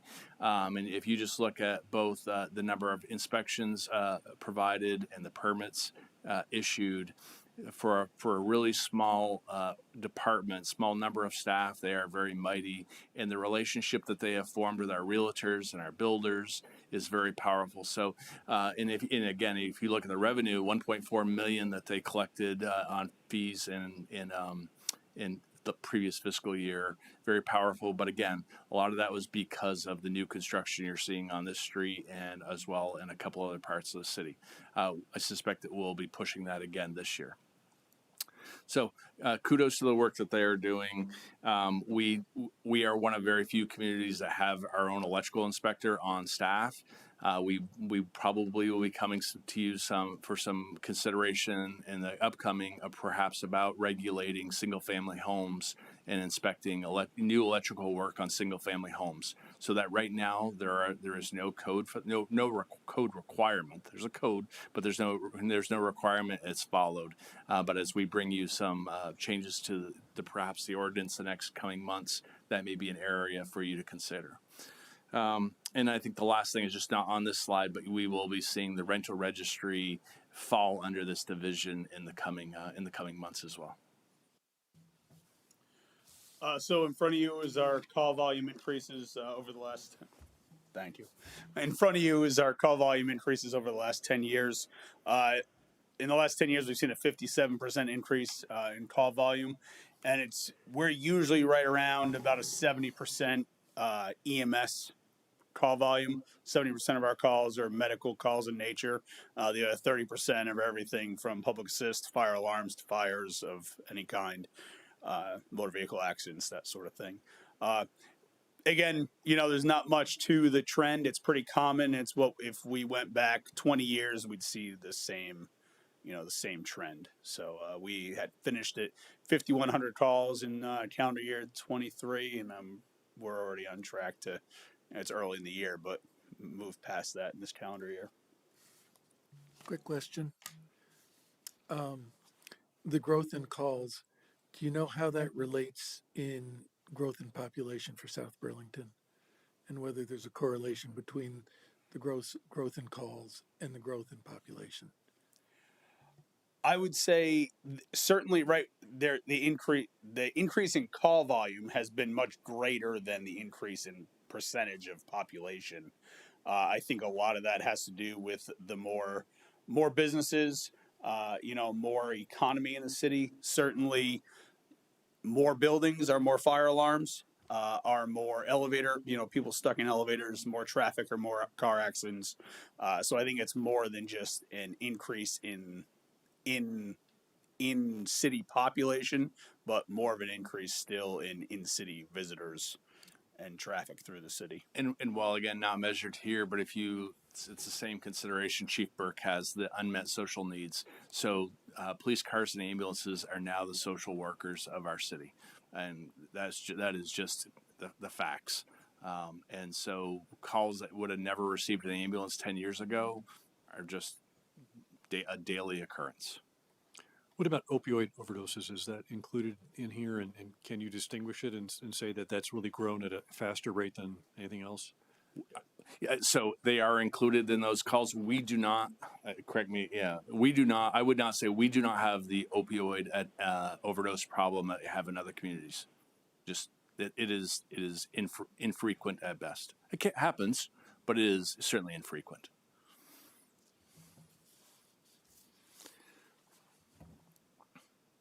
So the deputy talked about our creation of a community risk assessment standards to cover, and it's a measurement tool. It's a measurement tool about how well your fire department deploys and how well we strive to achieve to meet national standards. So these benchmarks at 6 minutes for a medical call and 6 minutes and 20 seconds for a fire call are national standards. There are a lot of communities our size that will raise that up, and perhaps we will after more data collection. So this is a 6 months performance that you're looking at here, actual performance of 9 minutes and 55 seconds from time someone calls 911 till the fire truck is parked in the front door for a medical call at 90th percentile. So if we were using averages, we would be down in about the 7-minute range. So understand there's a big difference between the 90th percentile and an average. So we want to measure at a high benchmark, but these are our actual performance. And what these are impacted by station location. So we cover a pretty large geographical area out of 2 stations or 3 with the air guard, right? So having the air guard respond to that north end of the city cuts down on our response time, gets us units there quicker, and a product of our busyness. So today when the call is when the company's out of Dorset Street Station or out on a call, and another call comes in this district and has to be handled by somebody else, it takes them longer to get there, and that drives those numbers. So understanding, we will continue to monitor this to bring you back more information so that you can make decisions. People are not complaining about our response times, but it is always a good barometer to start measuring these things. So there's really 3 components of response times, and we can only really control one. We can't drive any faster. We can't get dispatched any quicker. That's coming out of the dispatch center. But from the time, hey, we know that there's a call to where responding is where we can make up some time. And we placed a lot of emphasis on trying to encourage our people to be aware of what we call turnout time, our readiness, making sure you're ready to go. And when the bell hits, you head to the truck. You don't wait to hear what it is and where you're going. And computer-aided dispatch has given us that capability. Can I just talk? Yeah, sure. Just to elaborate on our partnership with the Air National Guard, So the airport is Vermont International Guard Fire Department. They work a very similar 24 on, 48 hour off shift rotation, 24/7, 365. We have an excellent partnership with them where they have what we call a structural fire engine that looks just like our fire trucks, and they respond off of the airfield to a sizable area in the city that's their first due responsibility. So it's the industrial area behind the airport, the large housing developments behind the airport, and also all the commercial buildings that surround the airport is what we call their area. So it's still our jurisdiction. They respond to us, but we have a mutual aid agreement where they automatically respond. They're built into our CAD system. Our dispatcher dispatches them, and it's really a vital element of our operations. We train with them, and daily communication with both their boots on the ground as well as their command staff. So it's a great partnership. We're lucky to have them. It's about 15% of our call volume, so it's not minuscule that the community benefits by having them as being our partners. So it's pretty impressive that that we have this capability really to integrate with another fire department to send the closest unit, or we just need the bodies when we have a fire. We dispatch them on immediately because we know we need the bodies.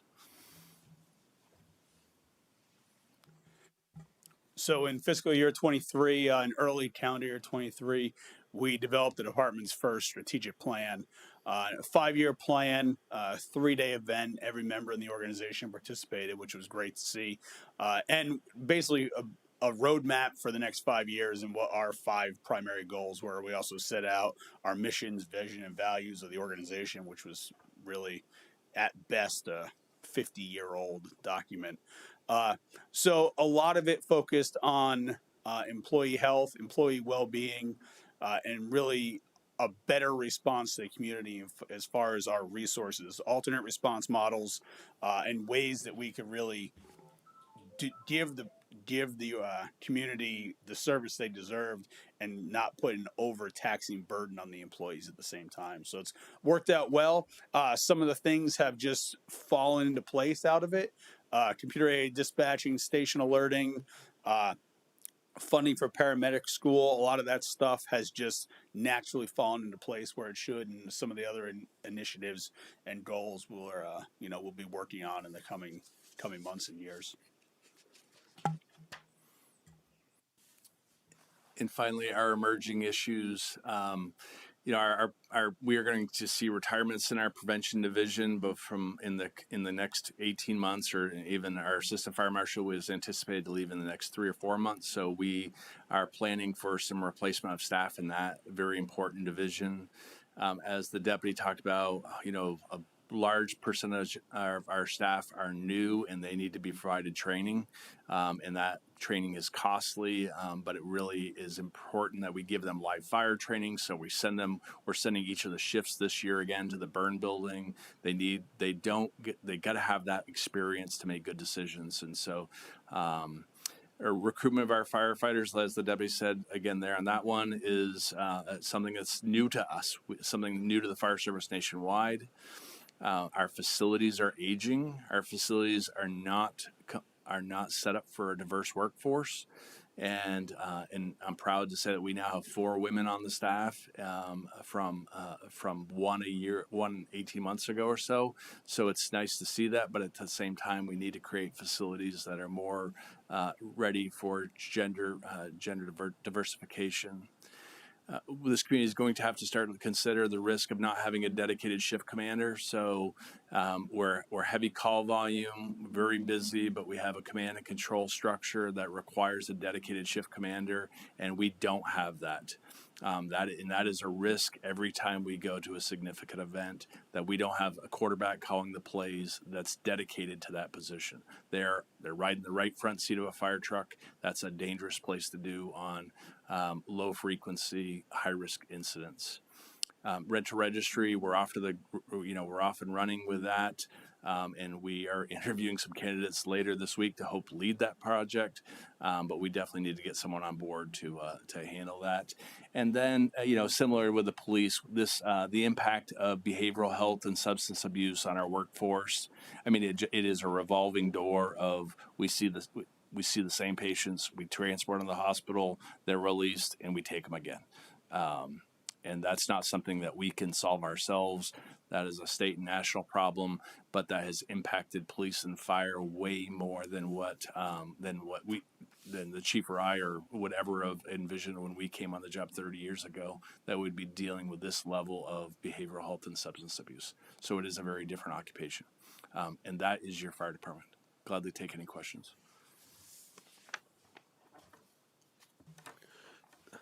Thank you, Chief. Just a couple of things. Well, just one clarification. Do we inspect duplexes? Is it really just single-family homes that are? Yes, indeed, we do duplexes. I didn't appreciate that. That's great. When we service a neighboring community with the first ambulance or the new second ambulance, do we get reimbursed like from the community or from the person who's being helped, or We otherwise? build a patient. We build a patient. I've worked in systems where the community then guaranteed payment. We would be on the wrong end of that matrix. Okay. Yeah. Okay. So we will bill the patient. Okay. Last question then. I'm curious about our inspection department, and I clearly see the synergies of having an electrical inspector within the fire department, right? Those feel a bit natural, but I guess as we expand rental registry, other inspections, but I know we'll be talk over time of doing non-electrical inspections as well. Does it kind of still feel natural to you to have the inspection division within the fire department? Is that how other communities do it? Or is it, something that as we kind of mature, you might think of having a separate inspection division? Yeah, it's an interesting concept. Certainly in Burlington has a it used to be called code enforcement. They've changed the name now and it's permitting inspections, but a standalone division. I think there's a high value of having it integrated within the fire department, even if its scope is expanded beyond what I would say is the usual and customary. And some part of that is because of the synergy that happens between operational people in the street that see a problem. They walk next door, they walk down the hall of the office and said, hey, we went to this place last night. Something doesn't look right. Can you go over there? Or they had a problem and they need some help finding the right solution. So I think it's got to be someplace. And I think that the value of having them together under the fire department, even if the scope is moved beyond the traditional electrical and code enforcement, provides still that high value, and it gets it done pretty efficiently. You mentioned your close working relationship with their National Guard and signing, I think you said about respond to 15% of your calls. And I assume that this is at no cost to South Burlington. So I wonder, just for a great understanding, what would be the financial, if they were not there, what would be the cost that we would be? Yeah, that's a great question. If they weren't there, I'd be advocating for you to construct a fire station somewhere over on that. Well, I'd do some GIS analysis, but somewhere you would need another fire station with a staffed engine company with 3 people on it, meaning 9 or 12 people to have on rotation. That is well over, just in personnel cost, $1.5 million, $2 million investment annually that they provide by that relationship. Now, early in my career, they would not leave the airfield. Like that was their mission. And they have, through changes with base commanders, have agreed that they provide meaning their asset, they provide a high value to the county. And, Winooski relies heavily on them. We rely heavily on them, Colchester. So they running about 1,000 incidents a year off base. So the area relies on them, and they're great. Yeah, high value to us. I look forward to the inspections encompassing more than just electrical and fire. And I think it's going to grow in rental registry, but I'd love to see it expand not only to single family homes, but to other aspects, maybe even energy efficiency, making sure people, build to Act 250 stretch code or whatever that code might be at that time, insulation thickness, foaming, this, the joists, so things like that. I look forward to that because without that oversight, you don't know if the consumer is getting exactly what they think they're paying for. Are there any other questions from the audience or from council? Any online at all? You're not seeing any? Okay. Well, thank you very much. Really appreciate you coming tonight and giving an overview. It's 8:15. Is everybody okay right now and keep going? And maybe a break later if we need it. We'll see what happens. Okay. So moving on to item number 9, which is receive a presentation on the equity and planning effort by Paul Connor, Director of Planning and Zoning.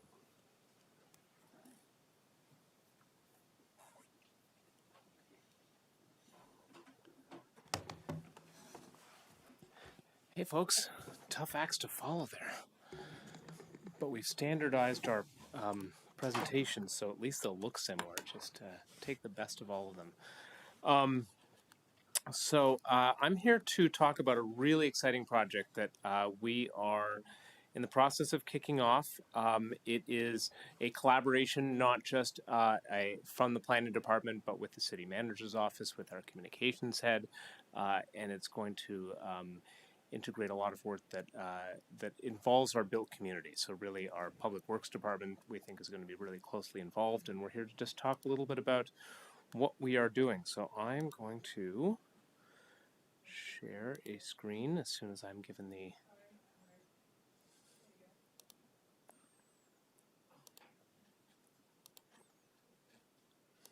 just a moment.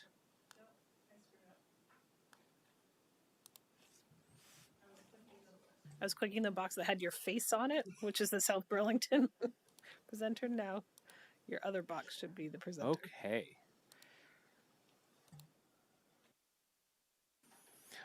All right, so I'm speaking on behalf of our staff team, but it does involve myself, our senior city planner Kelsey Peterson, Jesse Baker, Andy Brumbaugh, and others that we'll be speaking about in a few minutes. A little bit of background. So this is a really exciting project for us. Very core to the work that we do in the planning department and that our partners in the public works department do is gathering community feedback, community input, community engagement throughout the development of projects in our community. This is something that we have a long history with and that we're always looking to improve.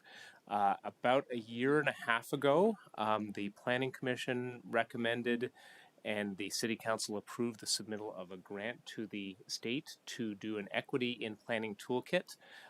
This fell into a box of ideas they had not considered otherwise in other priorities that they identify every year, and they were really excited to fund us to do this because this is really core to planning work about how we reach different people, make sure we're getting a cross-section of our community. It is identified in the Council's policy priorities this year, and as we'll talk about in the next slide, it is one of the key principles of our city plan is to be equity-oriented, transparent, equitable, and fiscally responsible in governance. So for those of our members who have not had the opportunity to read every single page of our new city plan, although it is much shorter. It is under 100 pages, which was something our commission was very excited to get to be straight to the point. There is a guiding principle for the plan, as you can see there, and then there are 4 key principles.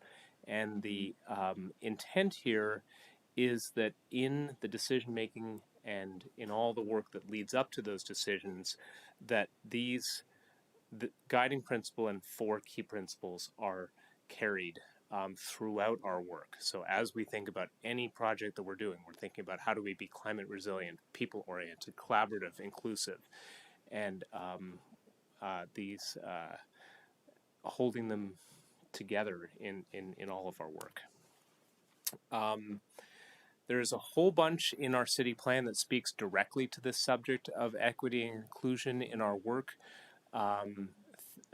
From very specific components about community outreach, as you'll see in Action 92 there, and 93, to more broad statements, such as our goal about promoting a culture of collaboration in city governance, having a governance structure and public participation that reflects the diversity of our population in lots of different ways. And so this project is really our first formal step into this. But as you'll see in a minute, it's building on a foundation of a lot of work that I think our community can be very proud of what we have done. So we're not starting at zero here. Our city plan that I mentioned before had a lot of different tools and mechanisms for outreach, as have many other projects in our city. The city plan had a series of community conversations on different topics, on different geographies. It had online surveys. It had ways for people to reach out. We've done some really different and neat engagement forums for lots of different projects, including doing focus groups for the bike ped bridge over the interstate, for different plans for neighborhoods and parks of having things on site. So this is really building on the foundation of that. But as you'll see in a minute, the work here is really about bringing a strategic approach to it. As we become a city that has now crossed 20,000 people, we know that there's a lot of different perspectives and viewpoints in our community that we want to make sure feel that they can be a part of it from day one. We've hired the firm Civic Brand, who's done work all over the country, to assist us in this. And our kickoff with them was just last week. We are going to be working with them, as I said, to develop a toolkit. And this is going to be something that is scalable to the size of a project, whether it's a sidewalk along a street like Mary Street that we scoped a couple of years ago, all the way up to projects like a parks and open space master plan, or our next city plan, hopefully not immediately, but so it's intended to be scalable.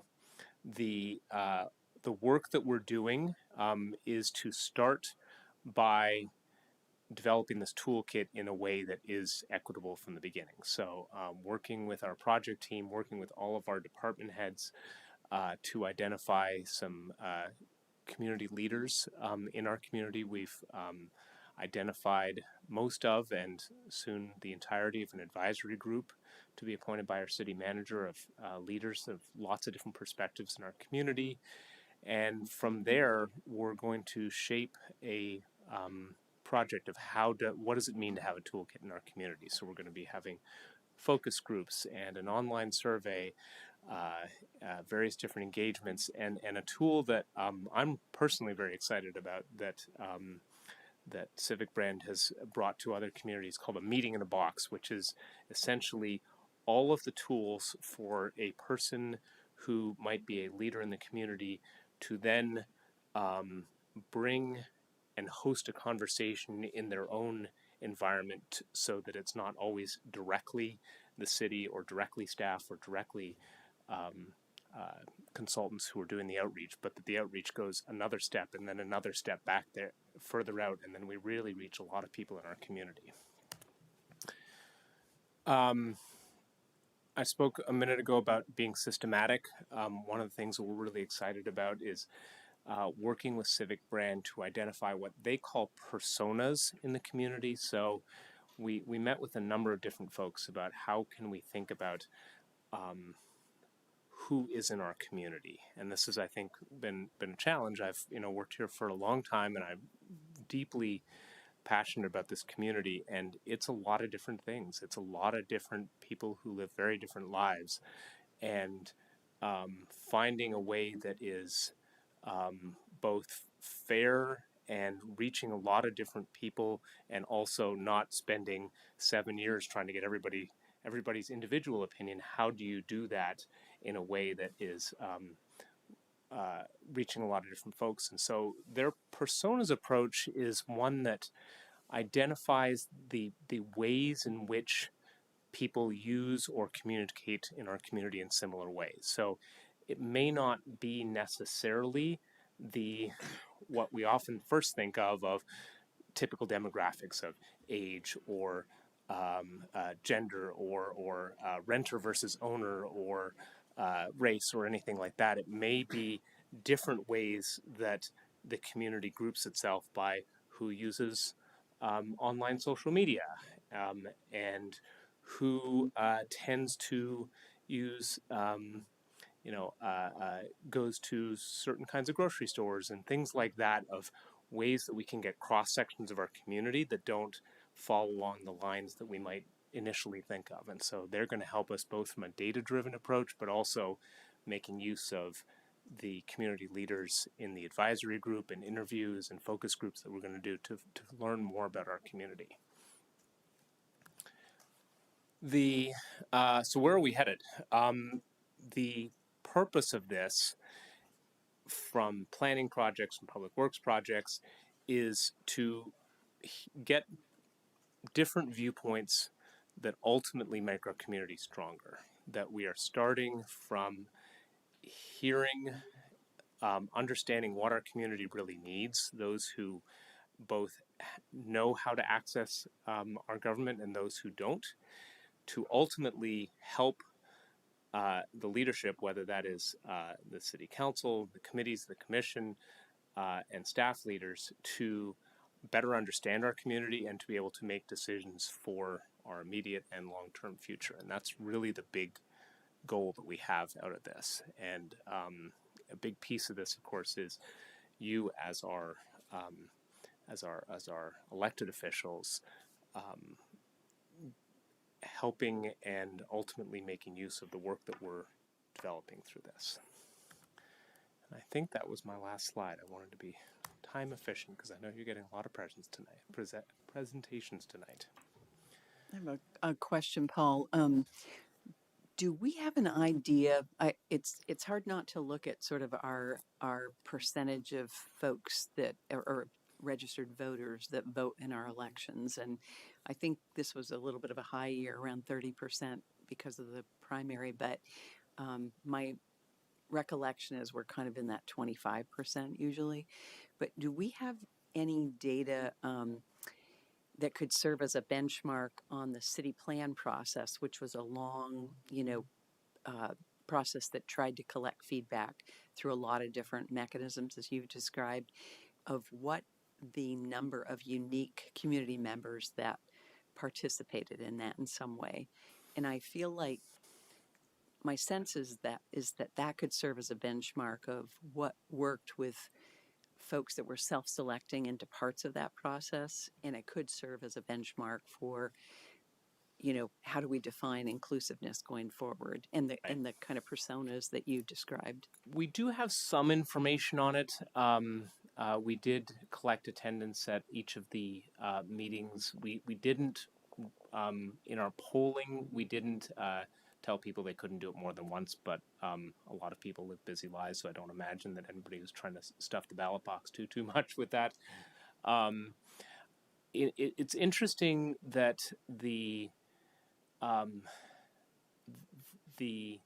cross section of who we get out to different types of projects will also depends on the type of project itself. So the city plan was one that is really thinking about, who do we want to be 5, 10, 20, 30 years from now?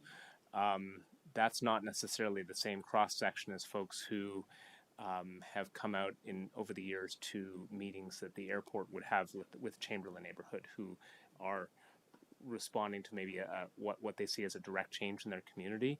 I think one of the things that we've begun to be looking at here, and that we're beginning to work with Civic Brand about, is that it's both about identifying the unique individuals, but also maybe more importantly about identifying the viewpoint is the word that they describe. So that, that in our initial conversations with them, they've described that, if there's a singular image of or a singular testimony of a person who says that, they try to walk their groceries along Williston Road, and that that they're getting splashed with cars mud because there's no green belt there.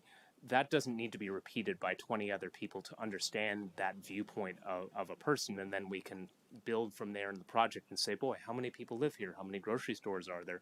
There's a lot of potential people who are in this circumstance, especially if we're trying to move to a pedestrian-oriented environment.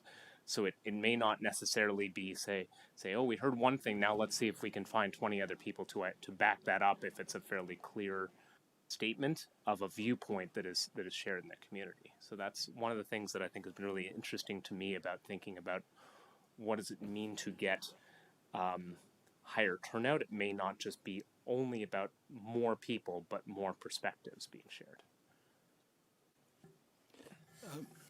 Paul, I really applaud this. I think this is just really fantastic. My own experience in going through this last election was that you go to different neighborhoods and you have a different sense and of what are the priorities. And I would even argue that the day-to-day issues and the long-term city plan are ultimately connected because they generate budget decisions and how the limited resources we have or how we grow those resources to basically expand the things that we could do to try to touch all the communities. I think the challenge that I constantly heard, and I think will be interesting how you guys get beyond this, is just people are busy. People have I have 5 minutes. I'll give you my opinion, but to be honest, I said, well, why don't you participate? And the usual refrain is, I'm too busy. Usually participation is in the evenings. I just don't have the time, whether it's with children or just with 2 people working, exhaustion, etc. So it's going to be the real challenge is how to get beyond that busyness. And the other issue was just the sense of, and I also saw this in Arlington, Virginia, where they found an encounter was people saw things as very complicated. And when things are complicated, they don't want to participate because they presume it's too much of a challenge to learn. So, I applaud you for, and this previous city council, which supported this, for, making this a priority is how do we get to those 85% or 80% of the population that for whatever reasons are just not busy, because we all here represent all of them. So I really commend you on what you're doing and the previous city council for making this choice. Well, thank you. And I think, as I just described in terms of viewpoints,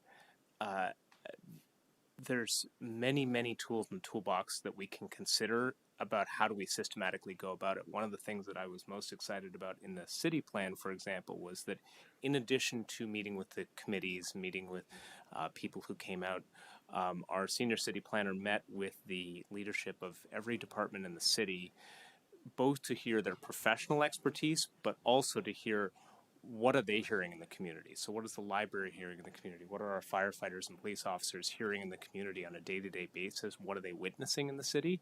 And so while that's not completely a proxy for talking with that really busy person, it is at least learning a little bit about how are some people living their lives in our community, and what are the challenges that some of our other departments and opportunities seeing. And that's a way, and certainly not the only way, but I fully agree with that statement. So can I respond in a different way? Because I think you're really right. I think there's the time issue and there's the complicated issue. I think one of the other things we've talked a lot about in this team that I would like to challenge all of us, department heads, me, and the council to think about is people will make time for things that they perceive as making a difference. And I think part of this work, part of if this work's going to be successful or not, is what do we do with what we hear and learn? So we can have, city plan conversations with thousands of people, but if people don't see themselves in their feedback, and I'm not saying this is the case for the city plan, but if people don't see themselves in their feedback reflected back in the decisions that were made, they're far less likely to say they have time or want to dive into hard and complex issues. So one of the reasons that I really pushed Paul and Kelsey to come and talk to you about this today is that I think the success of this, there'll be great success of this for how we change our city operations and our city communications.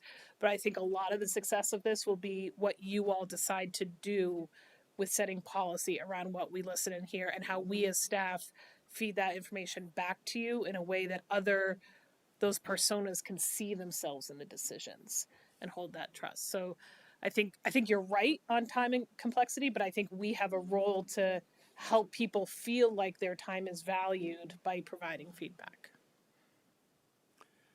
Yeah, I think you're right about different departments, having contact with people around the city. It's like, like the center, the city hall is kind of like a brain. We have nerves that go out through the different departments to all different types of people in the community for different reasons, right? So this could serve as a method to figure out how to communicate with them more effectively and allow them to communicate back with us more effectively and let their voices be heard. And because we're going to have to learn how to do that, right? And that's what the toolkit should help us achieve, right? So this is a good effort, I think. Just to add to what you said, Jesse, and adding on to what you said, Mike, the feedback loop is really important. What's really going to be important are results. And when our residents see us as city councilors, see the city in general doing things that actually make a difference in their lives, they'll be much more interested in getting engaged. Any comments from the audience at all? Anybody else? Nothing online? I'll make this real quick. I come from a very different environment, and the more people can be included, the more they're going to participate. I come from rural Vermont, where we had a traditional New England town meeting, and so did many places around me. And there were always those who would say, well, we should go to Australian ballot because people can't make town meeting. It lets you have more participation in the vote. But almost invariably, those entities that went to the Australian ballot, their total participation went down, not up, because they weren't really participating anymore. Good comment. Thank you. Anybody else? Thank you, Paul. Thanks, everyone. Appreciate it. Keep us up to date. It's not the last you'll see of me, just in case you're wondering. Would we like to take a 5-minute break? Yeah. Have a chance, go on YouTube and just type in Russian dash cam and watch the series of videos of cars just defying, well, they're obeying physics, but the drivers aren't obeying what are the rules of the road half the time. It does.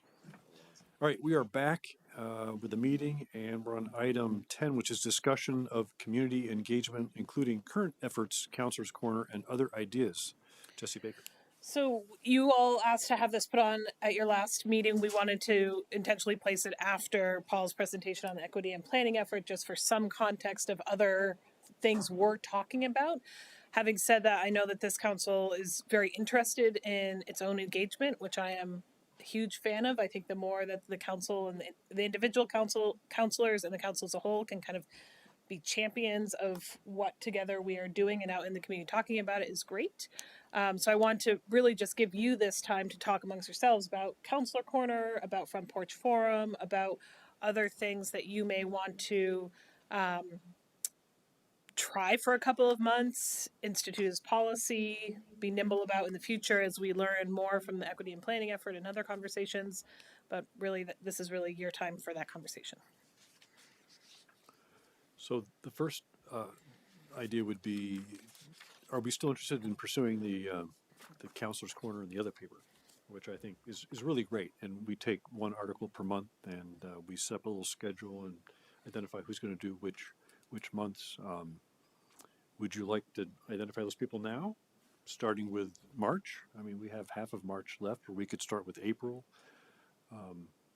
If you want, I mean, I could take the first article and be glad to do that. Who would like to go next for, I'll take March, for example.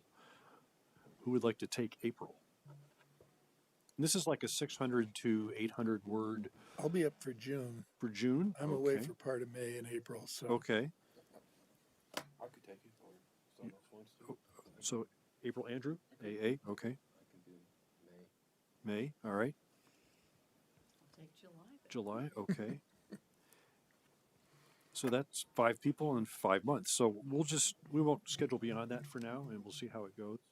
And, you know, if you don't know where to send it, just go to the other paper webpage. You'll find, I think it's editor it, and just specify that, you know, you're sending in your Councilor Corner. And is there a particular issue of the month that it goes in? No, you mean, is an issue for each month? No, it's up to the councilor. When you get it in. Then Okay, so just any time during that. There are 4 issues or 5 issues that come out. You may want, so they usually have to be in by Tuesday morning at the latest. Very latest. Yeah, they like them Yeah, Friday. so Monday night is really when they want They to like have them it. Friday, but it doesn't matter if it's the 1st or the 3rd or the 2nd. You may want to ask issue. in advance if they have Okay. a preference, right? Okay. And just make sure that you edit your essay very closely, and then perhaps after they've received it, ask for a copy back of what if they've made any changes. Just ask them if they made any changes, because sometimes, if you're doing something technical like kilowatt hours, and they change it to kilowatts because they didn't see the kilowatt hours, and then people go, "Why is he saying kilowatts? Doesn't make any sense at all." Just for clarity, it's a good idea. Tim, do we share the topics, or do we have a list of topics that the council wants to make sure we have a schedule of presenting to the community? And then I guess the second part B of that is, do we give our fellow councilors an opportunity to see a draft and provide any input before it's submitted? We haven't done that in the past, and it's been up to each counselor to pick a subject matter that they want to write about. But if you want to share it with other counselors, that's fine. If you think you want some, like editing service, just for clarity or whatever, I mean that's fine as well. But it's not necessary. Yeah, I mean, I guess the at the heart of my question is, does this article represent the position of the council or the individual? In the individual. Okay. Yep. Thank you. And if we do group editing, we have to warn the meeting. Can I just add that if as you're writing there are data points that you would like, or resources or links or anything like that you would like for your articles, feel free to reach out. We're happy to provide those. Yeah, data is really important. So that takes care of the counselor corner, and we talked about Front Porch Forum before, right? Where have you all had a chance to, if you hadn't registered before, you've registered and you've got an account now, and I have an account, but how do you expand it to the others? Is it automatic? I mean, I'm registered. It's automatic. I'm registered for my own. have you gone in recently since you've been elected and looked at and hit the compose button to see if you have a drop down of two? Okay, Yeah. I didn't know that. Okay. So who? Actually, It's I not had to quite go in automatic. on a separate. I had to go in with the South Burlington Yeah. email Yeah. to get Oh. all the districts. Like it didn't. I You couldn't go in under my old email. Well, You should have gotten an email from Front Porch Forum inviting you. Oh, And if you haven't gotten that, Well, I can check on that. okay, all right. I could forward you the one I got, or somehow you should get an email that then gets you a city council account. And that's where you can get in and write to all the, And you do have to use your City of South Burlington address. That's the trigger for so it's not your personal account, it's your official account. But I'll check for everybody. and you're limited to 4 postings a month. So for me, on their webpage after I've logged in, because it doesn't really ever log you out unless you refresh your browser, right? When you hit compose, you're going to get a drop down that says who you are and your address. Is it you as a citizen, or if you hit the drop down, is it you as a city councilor? And when you do that, then it's like, well, what fora do you want to hit? And one checkbox hits all. Was it 11? 9. 9? 9. Okay. So. Good. Excellent. Yeah. I mean, that's a great way of getting. And I've used it in the past to advertise again. There's an opening, for a position on the DRB. There's an opening for this committee. Even though the city does its own advertising, right? If you have a personal experience that you want to put into that, to say that, these are the types of people we need. If you're interested in diagrams, schematics, planning, construction and things like that, this might be, But I think as you also told me before, it's a great way to just have the pulse of what's going on, or concerns in different little parts of the neighborhood that is not your own. So that's fantastic. Yes. Anybody have any other ideas for engagement that? So actually, I've just on a Front Porch Forum. I was looking around at our neighboring communities, and I noticed that Winooski advertises all the, I think they call it the select board agendas on Front Porch Forum. I don't think we do that, but it seemed to me it could be a useful thing to do. And we might also, if you agree, we might think about expanding it. I could see advertising the planning commission agenda, maybe city news, but like it's a great way to communicate with the public, right? Probably more effective than posting things on healthy living, right? A lot of people read it. Especially if there are agenda items that are specific concern to the community. So it might not be every agenda, or it might be, but particularly when we have issues that are considered hot button topics that we're going to be discussing, it would be a great way to let the whole community know that never you know might what want to might show up on interest. Tuesday night, Yeah, or you don't know what's going to interest folks. So I mean, I would Yeah. just honestly just make it a routine.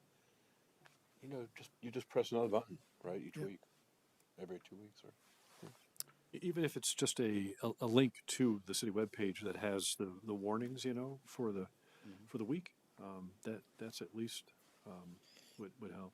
Yeah. I know. Does the city newsletter is that advertised on Front Porch Forum at all? So no, not immediately. We did just do a little push in the other paper around city news and signing up, thanking the voters for coming out and participating. If you're interested in city events going on, sign up for city news. It's interesting because in Winooski, there's no paper, right? There's no other paper. 7 Days is really like the newspaper for Winooski, but it very rarely covers Winooski. So and when I was in Winooski, the reason we used Front Porch Forum so heavily was that there was nothing else, and it is a hugely effective tool for that. I think to my knowledge here, we haven't really used it that much, but for committee advertisement. But I think it's a really interesting idea, and certainly something that's worth trying to see kind of what percolates up from that. And just to clarify that, Jesse, I think we're suggesting that come centrally from you or from Andy or somebody, that we're not all trying to post. Yeah, I think it would come either from me or Andy. Yeah. Great.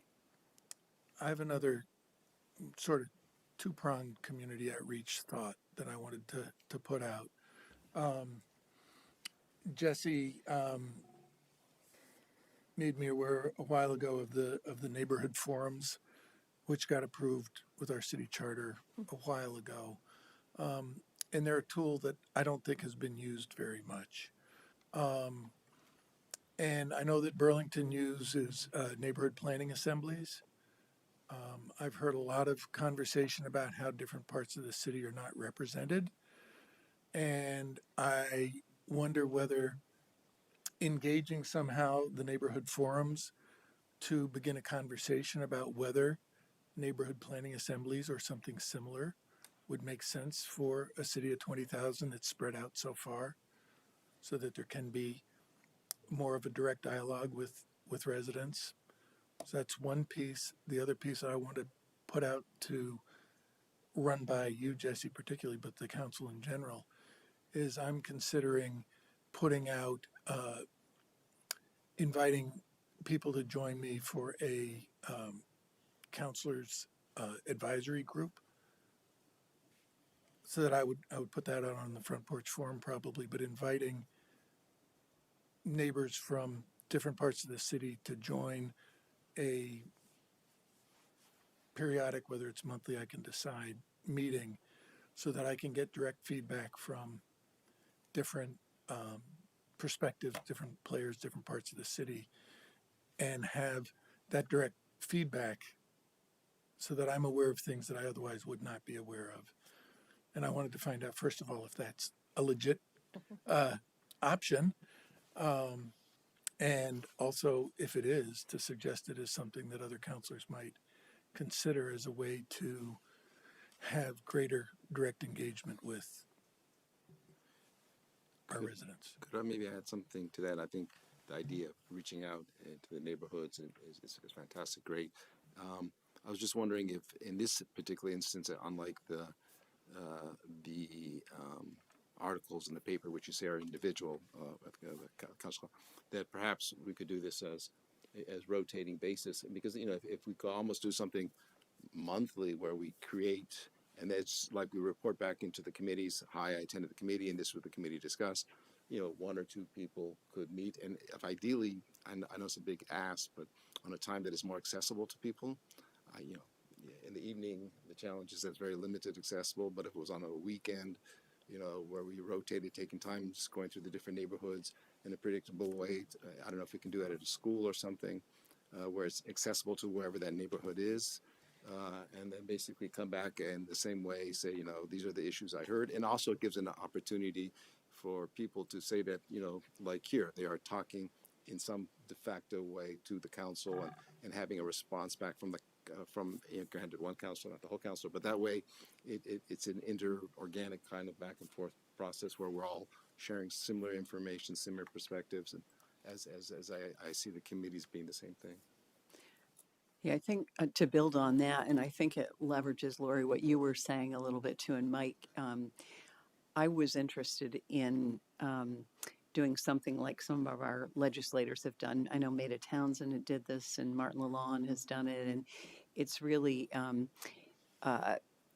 they're focusing on their districts in the past, so they would pick a fixed place to meet, whether it's Panera Bread or, you know, Duke's Public Tavern or something. But one of the interests I had might be to create more of that.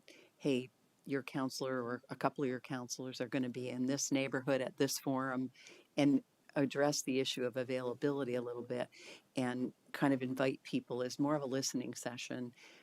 So it's not as formal as an advisory panel, but there would be, in my mind, there would be neighborhood representation, it'd be rotating, and it would be an opportunity for people who wanted to, you know, voice either concerns or feedback on a more informal basis.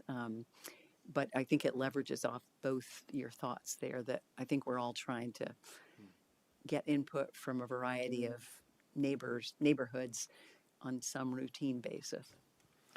Let me just build on that. So I totally see the value of informal.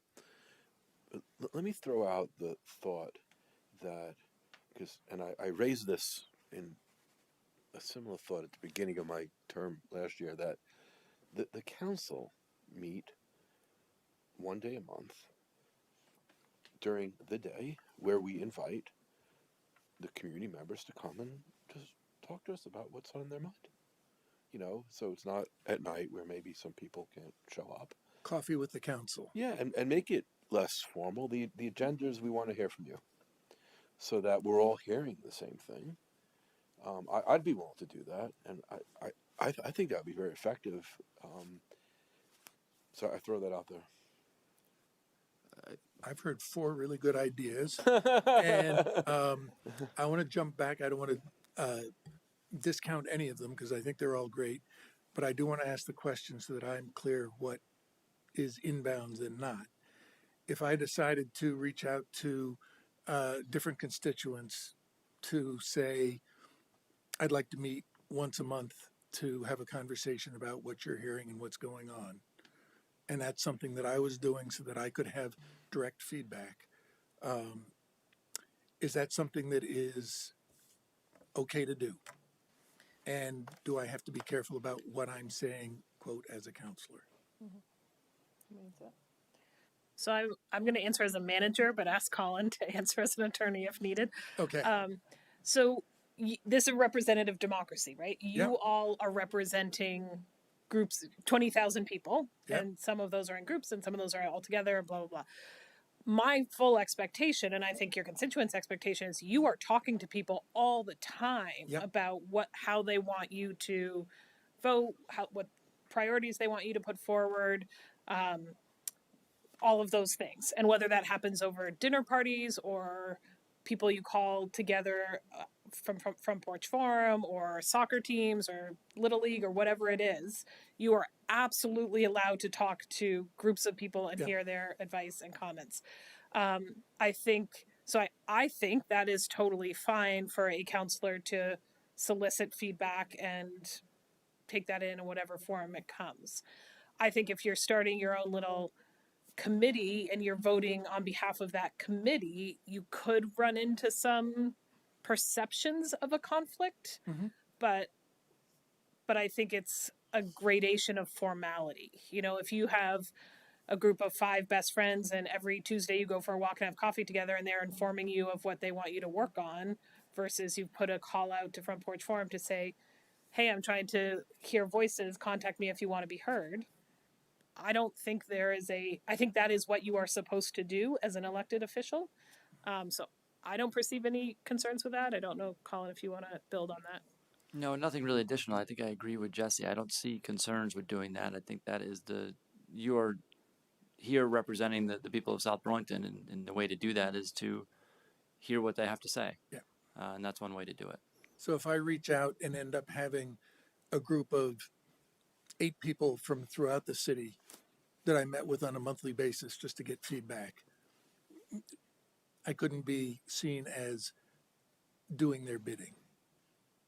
I think at that point it just falls into the the conflict of interest conversation we had last week. Is if you can still feel like you're acting in the best interest of the city of South Burlington, and you're not, and you don't have a conflict of interest there, I don't see a problem with that. Perfect, thank you. On to guess- the other 3. Well, I guess I totally agree with Colin. I guess I would also add, you might have a conflict with your counselors. There might be a perception that you are taking action that is different than the group. And so listening to this conversation, and by the way, it's super exciting when like 2 meetings in, a group of elected officials is just building on each other's ideas and layering up. I think it's awesome. It may be that you want to try a combination of things as a council for a couple of months. Try the coffee with a counselor idea, have an official kind of listening session, try a few things for a couple of months and see what has traction. Yeah. And to your comment, I just want to say, I think this is appropriate for all of us. If ever any one of us is doing something that feels like it's counterproductive to the council or causing whatever, I hope we just talk about it and clear it instead of letting it fester. So I think that's a really important point that you make. And I'm always open to feedback. But I think it's important to note that, I mean, we have some regulars that come in person and we have some regulars online. And if we're trying to solicit feedback from the community that's outside of that group, the more people that you can reach that would come to talk to you if you give them the opportunity, that's valuable, feedback. It's just to be able to talk to people that you don't normally see and aren't normally online. It gives them a chance to talk to you as well. So I think it's a great idea. I have one more. So also at the beginning of last term, I was kind of toying with the idea with some trepidation, and because of the trepidation, I didn't do it. Of doing like monthly talk with city council, with Councilor Chalnick about climate change. With climate change kind of such a focus of the city plan now, and I'm thinking that maybe I will do that if I can, and if people are okay with that idea. My thought would be, and I think it's something that have a unique skill set to be able to do. It would be, first try and dispel some disinformation, and then try and help people understand, what the city plan's about, what we're trying to do, what we might do, and then, have an open discussion on a regular basis.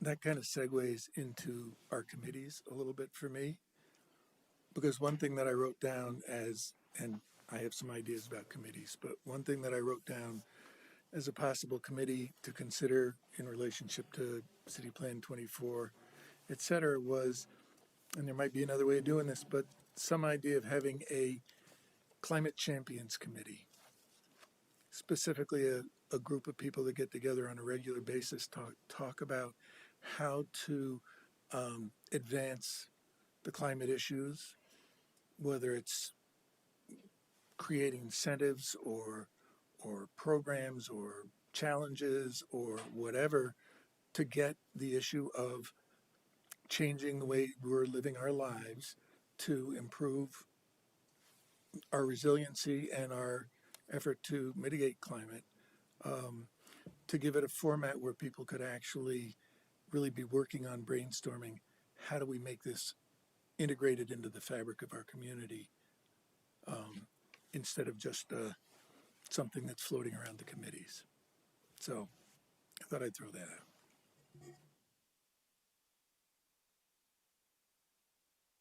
One thing we talked about was perhaps repurposing and or expanding the charter of the Energy Committee to be like energy and climate. right? That would feel natural, but I know that's for the next topic. If I could make a couple of comments, I have to say I struggle a little bit because we all bring unique backgrounds and expertise. I do worry if any one of us would present ourselves on an expert on something to take on the mantle of informing the community on behalf of the council. And it's no, slight against your specific comment, Andrew, but I mean, I have unique expertise in the healthcare field, but I don't feel like it would be my role as a counselor to talk about healthcare benefits for our collective bargaining units of the city, or to talk about the cost of healthcare. And I feel like I'd bring that to a deliberation. But I think these are all good ideas. And I think maybe Jesse, you touched on something that maybe we should agree as a group of counselors or individual counselors of what we're going to pilot for a period of time and report back on what the successes were, what the challenges were, things like that in terms of engaging the community. And I think it's a two-way street, and a lot of it is, what's the agenda? Is it to access voices and feedback that we don't often hear, or is it to communicate out initiatives or imperatives or projects or goals, things like that? So I know I'm looking at some of the recommendations I'm making with more of an emphasis on accessing voices we don't typically get at our meetings. So that would be one thing. The second thing in my mind is I think we have a unique opportunity with our steering committee meetings that are held with the school board and with city council. We've done this in the past and we just got away from it during the pandemic, but potentially holding those at schools in the neighborhoods so that we have another touch point with a neighborhood. And that can be a draw to a different section of the community that we don't often access. And then I know I brought this up in a question that to Jessie that she responded back on, but it's also, I think, the way the council might present a uniform voice to the community. And it's twofold. One, it's how we respond to messages we get from community members. And I don't think this has been council practice in the past, but I know with the school board, we really delegated to the chair to respond to community members, if only to say we're in receipt of your communication, or we've passed it on to our city manager to respond, but on behalf of the council. And that might be true also when we get press releases highlighting the great work of some of our departments as well on behalf of the council. So I don't want to put that on your burden, but there's a timing sensitivity too of, we had a requirement that there be a response back within 48 hours in my former life on the school board. So I do think rather than have the potential of creating a lot of emails on the same topic, I wonder if that's something the council might want to consider, and can potentially consider delegating that if, Tim, that's not something that you would choose to do on behalf of the council. That was a lot of stuff, but I've been thinking about it since we met I last. just gained back the clerkship. Thank you very much. Different one. We have someone. Barb is raising her hand. Oh, Barbara Service wants to say something. Hi, Barb. How are you? Fine, how are you? Good, thanks. I have been listening, driving in the car to this conversation and just got home in time because I have no idea how to raise my hand on the phone. As somebody who lurks watching the city council a lot, I personally think the kitchen cabinet idea has some dangers to it. But the idea of coffee with a counselor or something like that, I think leaves it open for people who have an issue to come and say, can we talk about this? And it's a little more, for those of us who are not always there, but sometimes have an issue, and I know how to come to city council and speak about it, but some people may like sort of the more intimate, if you will, group of 6 or 8 people sitting around coffee.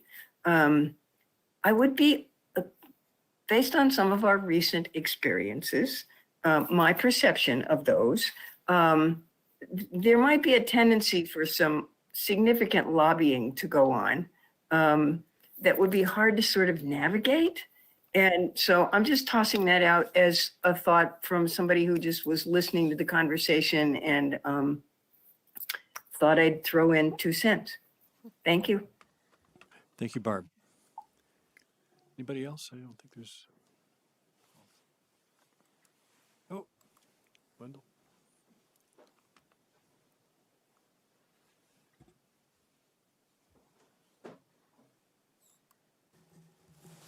I would like to throw up a big yellow caution flag. I heard something about coffee with the council. That would have to be warned. Anytime you can, the whole council or a quorum of council members cannot sit around. It is a meeting because they're meeting with the people. It's an unwarned meeting, and that's illegal. So I think there are a lot of good ideas there, maybe, but be very careful how you structure them. I think we were talking about coffee with a counselor, just one. So. Well, if that was it, I misheard it. I thought it said coffee. Yeah, one of you, 2 of you. I'm not buying. 3 of you can do it, but it's too many counselors. That you know, the price of a cup of coffee these days is just And if like we $5. Just remember, you do have a budget. if we do ever have a quorum, it's very easy to get it warned as a Saturday meeting or whatever. So. But I welcome all this discussion and and the brainstorming. We're all doing it sort of.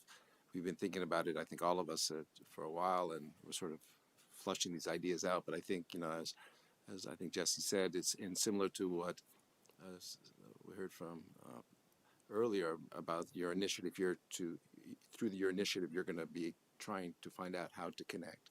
I think basically what we're all here talking about is how do we connect and to get those additional voices. And I think whether it's 1 or 2 of us meet, and again, it's about the time. If it's during the working day, it works for me. But I know it doesn't work for probably the vast majority of the people we're trying to reach. So I think we have to at some point reach out.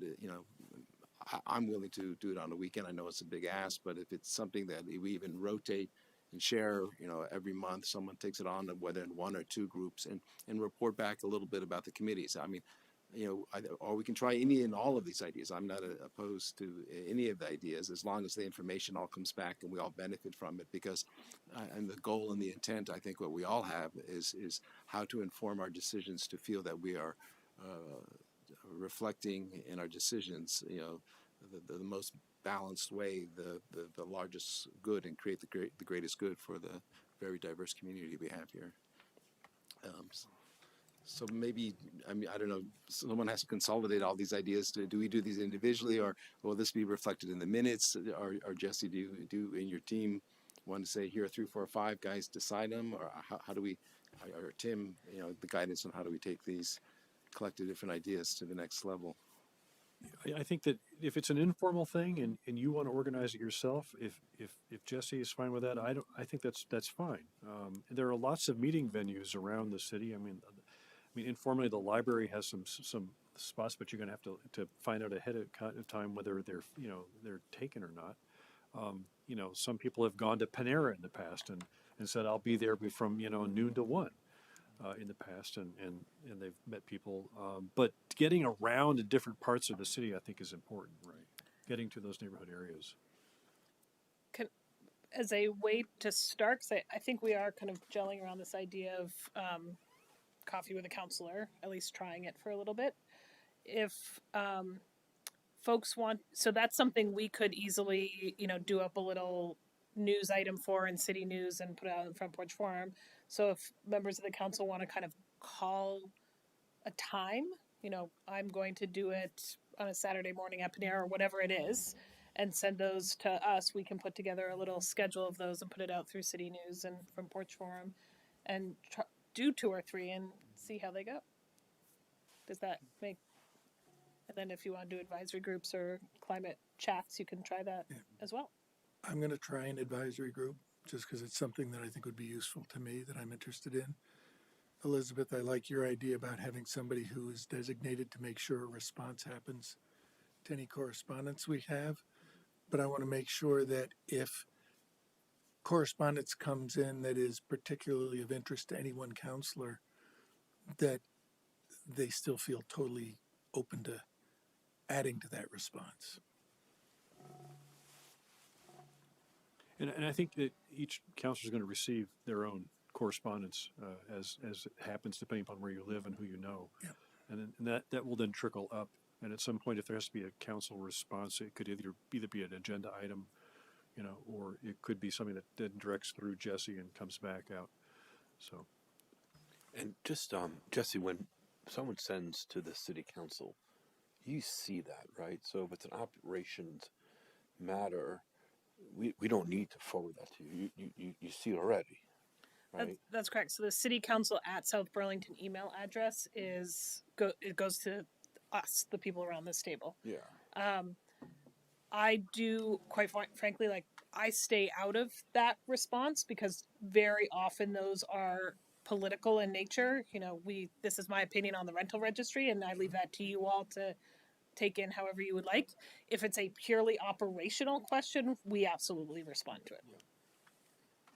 And I will always say something like, the council has asked me to, I'm in charge of operations. The council has asked me to respond, blah, blah, blah. And I know my perspective is that not for the political ones, as Lori said, I mean, sometimes I've felt like I wanted to say something and sometimes I felt like I didn't, but I think we should all have the freedom to say what we think or not, or not say anything.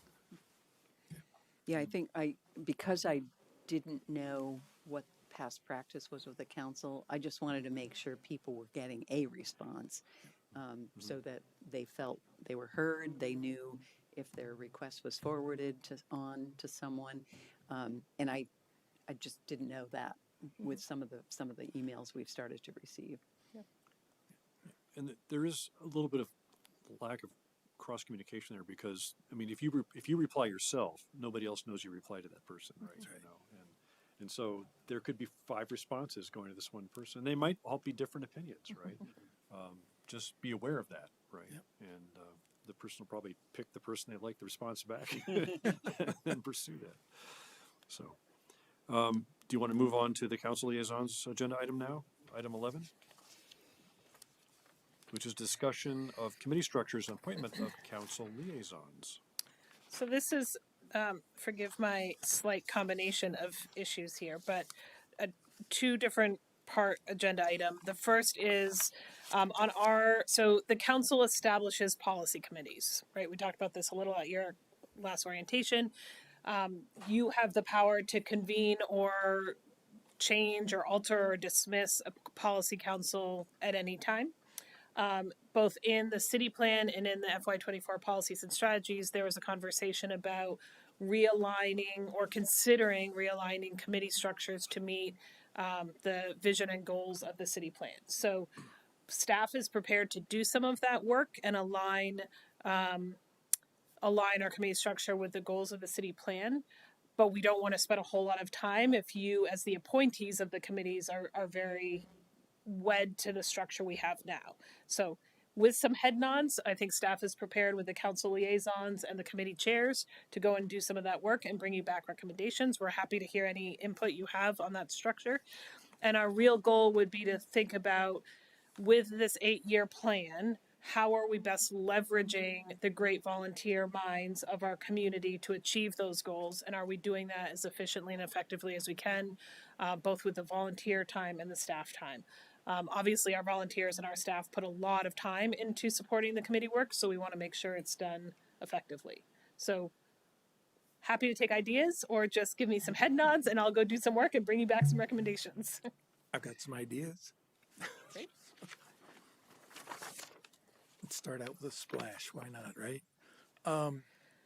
One thought that I have in terms of alignment with the City Plan 2024 is I mentioned at our last meeting that I thought that the Parks and Rec master plan and the bike ped master plan should be developed in conjunction, because I think that um, they are really intertwined or should be intertwined. And I was wondering if it would make sense to develop a Parks, Recreation, and Active Transportation Committee that really is focusing on how do we become a more active transport community? How does it tie in with our recreational facilities? And how does it tie in with our bike ped facilities and our parks? And that might eliminate a committee. But the other thing I think would be really useful if we do that might be to develop a transportation committee, specifically to look at the two biggest issues we have for climate right now are transportation emissions and house heating and cooling. And if we had a transportation committee that was specifically focused on how do we actively change our transportation model in our city to reduce the number of single occupancy trips taken and increase both active transportation and other transportation systems.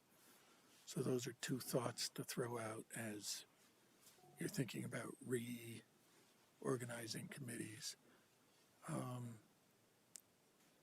I didn't know whether the earlier conversation we were having, whether there would be use in having a community engagement committee that was really looking at how do we bring our community into not just engagement around how we run our city, but also more community-centered activity and engagement to build cohesiveness. And I mentioned the idea of climate champions doing something that really can create some positive energy around how we come together to really make a difference and what we can do to energize our residents so they're not just feeling like, oh, this is being pushed on us and we have to do it, but this is something that we can really build community excitement around. That's it for now. And those are great ideas. I just want to temper expectations because there is a finite limited resource in terms of staff time. Okay, so in terms of increasing the number of committees, I would not be in favor of that at all.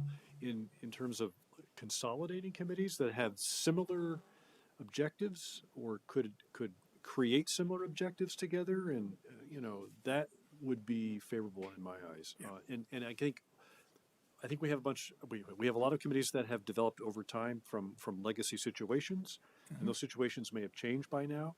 So that committee may have reached sort of the end of its initial charge, and it could be folded into some other committee at this point. So so I'm looking to the city manager to come back with some suggestions for that. But I agree with not increasing the number of committees, but I was just thinking of other yeah, things no, that I could be like your idea incorporated about somehow. transportation. I don't, these are all these ideas, and we have a new city plan, right? So energy, right? Energy's a lot of things, right? But energy also speaks to efficiency, right? How efficiently can you get from point A to point B? Are you in a car? Are you an e-bike? Are you walking? Are you bicycling? How safe is it, right? How are you heating your house, right? Are you generating power? And there's a lot of issues, intertwined issues there. So, but this is the type of thing that you may want to suggest to us, unless other people have. I mean, I could say expanding bike ped to be broader, bike ped and other efficient means of transport, getting away from single occupancy, and I can see then refocusing energy to be more on thermal. The energy committee to be, focusing more on thermal. So kind of focusing those committees a bit more on the two major things. Otherwise, there's a lot of overlap, right, with the energy committee thinking about transportation and bike ped thinking about transportation, who really owns it. Maybe like defining the ownership structure a little more clearly for those two separate pillars of how we tackle climate. But if you broaden it, I mean, it all comes down to how you want to broaden it, because you could also define transportation as I would agree, bike and pedestrian, but then you also throw in the Green Mountain Transit. Yeah. You also then throw in the airport. So should there be, the integration of transport writ large, including the school safety, it's not, is it, basically they're all interrelated. They basically handing the baton to one to the other. So perhaps there is a way to find the same thing. Affordable housing, the housing trust is there potential overlap there? So I think if we have fewer, I would agree. If we can even get to fewer committees, we can almost do more. I think More just focus. more focus, and also just we're always struggling for volunteers. Everyone can always make it. We're doing it. So if we have a greater number of people concentrated on a smaller group of committees, we may be able to have more consistent output without overtaxing people. Yeah, I think personally, I would look to Jesse and your team to sort of make those recommendations because you kind of know the scope of the current committees. One thing I didn't see in the crossover between current committees and I don't know if it's perceived to be in here, and groups associated with the city plan is governance. So I guess I'd want to look at the list we have, and if there's a recommendation to redefine those to make sure we haven't lost anything. But consolidation, I think, makes a lot of sense. Can I ask a question on that? When you say governance, do you mean governance of the city or governance of the committees, or like this kind of conversation about engagement and how you all interact? Well, specifically, I was looking at city charter. Charter, yep, okay. But yes.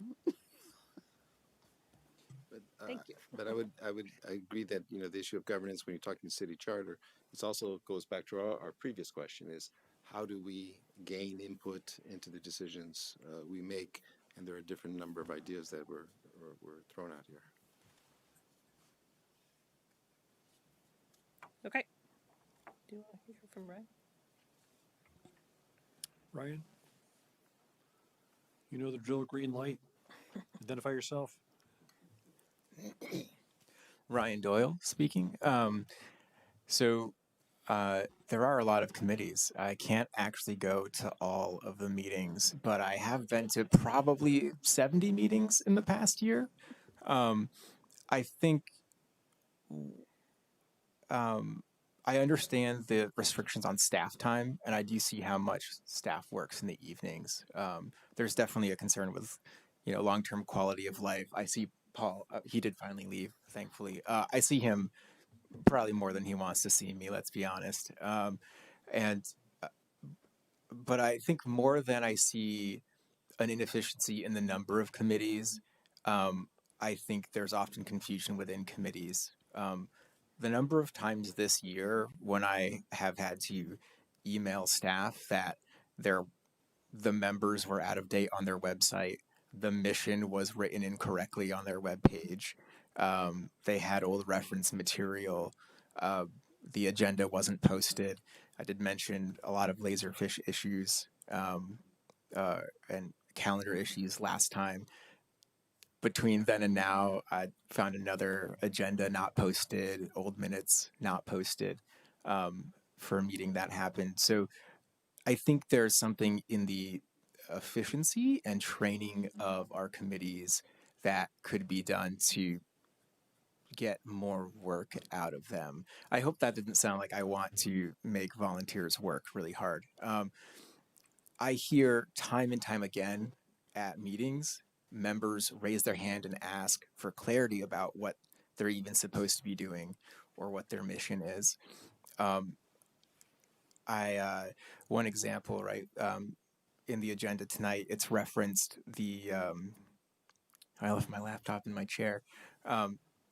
One of the references Jesse put into this section talks about the staff liaison, the chair, and the council liaison working on an agenda. But I know in one specific committee charter, it just specifically says it leaves out the council liaison, right? And so then you end up with a little ambiguity of who should and shouldn't be working on that. I think there are a lot of areas in that vicinity that could be cleared up with making sure everyone on their committee understands their charge, making sure that the website reflects, for every committee, reflects recent work, current projects, aspirational goals, relevant information that members of the public would want to see, and prospective people who would like to join the committee would like to see before they get up here before you. And I think those measures could go a really long way. Obviously, I know your next segment is about council priorities, and the website is still one of those priorities from the last council's decision. So hopefully there will be a lot of movement there. But I think we could put a lot of thought into how the committees are communicated and both educated as they come on board. In terms of adjustments, I actually really like what Andrew's saying about getting climate over into with the energy committee, pulling transit in toward bike ped, and sort of capturing some of those near topics that would otherwise go unaddressed or not get direct focus. And then I think once there's really good clarity about what those committees are and what their charges are, a good evaluation of how you're appointing people to those committees. I often have to fact check people at committee meetings. And I shouldn't say often. Usually I just write it in my notes because I can't quite participate as often as I would like to. But sometimes the misunderstanding of the topic that they are appointed to deliberate about, they have a shallow amount of knowledge. And I think you can't always get experts, obviously, even in a municipality of this size. But it's sort of that mix of people who understand the topic well and the mix of people who have a really strong interest and curiosity, who can ask really good questions. And I think we sometimes confuse an ideological passion with curiosity. And some people with ideological passion don't have the same wherewithal to ask really good discerning questions that move the information along. And so I think getting good clarity for committee members and then sort of evaluating as you make appointments and reappointments, how strong of a committee you're forming for each of those things. And also Elizabeth's comment about governance, I couldn't agree more that I think some formation of the charter committee could take on other governance or outreach issues and be an always running committee. Thank you. Thank you. So I'm hearing some direction to go do some work and come back to you. Yeah. So, but having said all of that, I also think our committee structures that currently exist are hard at work and they're doing big, important things. So I think I would recommend that you appoint liaisons until we come up with whatever the next iteration is. So I have given you a list. Do you want me to pull it up here? Would that be helpful? Everybody shout out what you want, quick. Let's start with affordable housing. Do we have a volunteer? Oh, we have two. Ooh, do you want to thumb wrestle or just, flip it? Do you want to do ranked choice voting on this? Here we go. All right, I defer the councilwoman. Okay. All right. So affordable housing. Do you have? Yeah, I can pull this up pretty quickly. Hold on. But keep Okay. talking. So And all right. So do I Elizabeth? understand that we're each needing to do at least 2 committees? At least 2. Yeah. Yeah, maybe 5 would be good. I think for 5 for you. Oh, thank you. Okay. Next up, bike and ped. Oh, it's between you two again. Well, you negotiate. I've got a neighbor on the bike ped committee, so I get enough information about it. Go ahead. All right. Wait. Now I'm falling behind. Okay. So we said Elizabeth, affordable. It sounded like Mike for bike and ped. But you can only walk or ride your bike to the meetings. Did you know that? Okay. I'm going to take the bus. Okay. So, well played. they're going to send a bus just for you. City charter. So just a reminder, city charter only meets as needed, and right now there is not currently a charge, or there is a charge, but the council is not redirected from the last charge, so it may not meet in the next 3 months. You probably should still have a liaison in case, but just for that. And I have felt I might be a good liaison there in terms of continuity,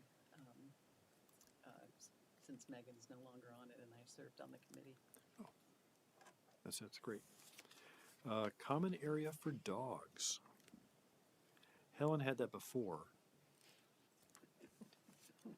Do I have to? It's Tuesdays at second Tuesday at 6. How long do those run? So Oh, that wait. Hold on a can second. we- There's the planning commission meets. What's that? The first or second Tuesday? Second and fourth at 7. So It'll be right after. Hmm? It would be right. Planning commission will be right after that. one. yeah. I might suggest that whoever, I think this hasn't always been the case, but sometimes the liaison who is common area for dogs is also recreation and parks, Oh, okay. because there's a lot of overlap between conceptually those two groups. Well, let's go to recreation and park. Who? I was considering doing recreation and parks, Okay. but I have a conflict on Tuesday evenings, so I probably couldn't do both of those. Because of the common areas is Tuesday, but Yeah. the recreation park is Monday. Yeah. Right. Well, what else is the second and fourth Tuesday? Economic developments. All right, well, let's put that on hold for now. All right. Economic development. I'd like to do that. Okay, now we've got an auction going here. I'm fine with economic development. I was just thinking, recreation park, let me put an asterisk on that. I need Okay. to see if I can juggle something to be free on Mondays. Okay. Okay. And these aren't going to be written in stone. I mean, if it's a question mark, we'll figure it out later, right? Okay. But you currently, I'm attending those If meetings. you'd like but, to do it, Tim, you're well, I want to see what else Yeah, because okay, sure. the thing is, I have to go to planning commission, Oh, right? okay. Because that's a chair. It's a chair role. responsibility. So that's a change. And but I've been on that. I was on energy, and then you replaced me on energy, Yes. and then I went to economic development. So if you want to continue that, you're obviously more than welcome to. I could do energy on Wednesdays. 6:30, second Wednesday. You're on energy now. I would like to continue that. There's just stuff that's going on that I'd like to make sure we finish up. I think you should stay there, but I was just thinking if you were switching to economic Do you have development. Okay. Well, we each get 2. Right. Right.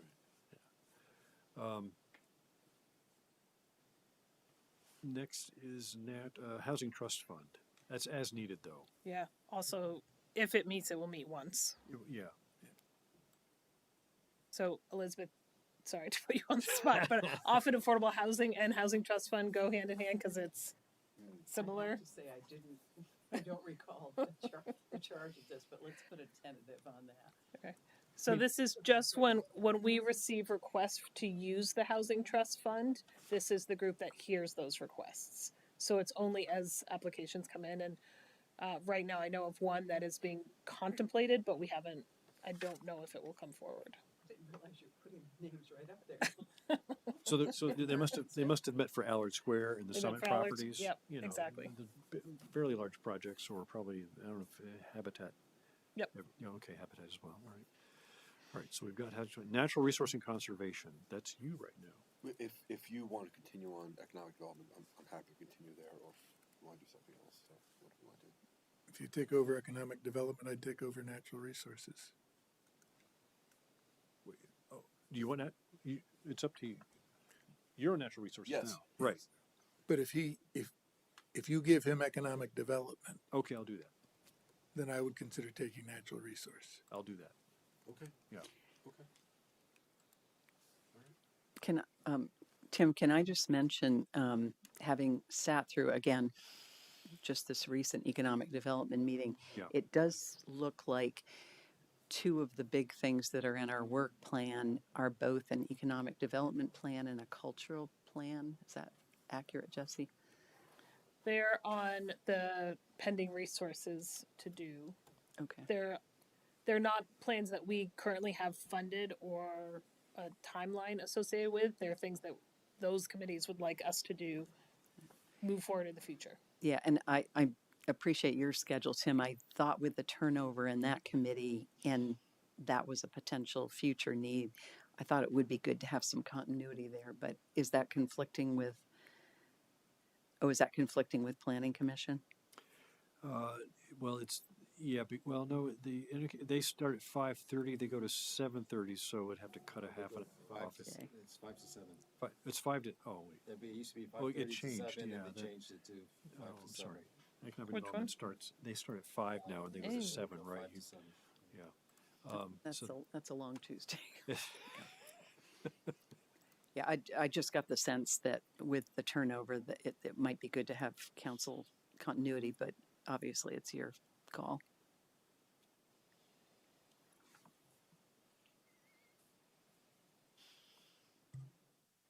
But you want to go, okay, right.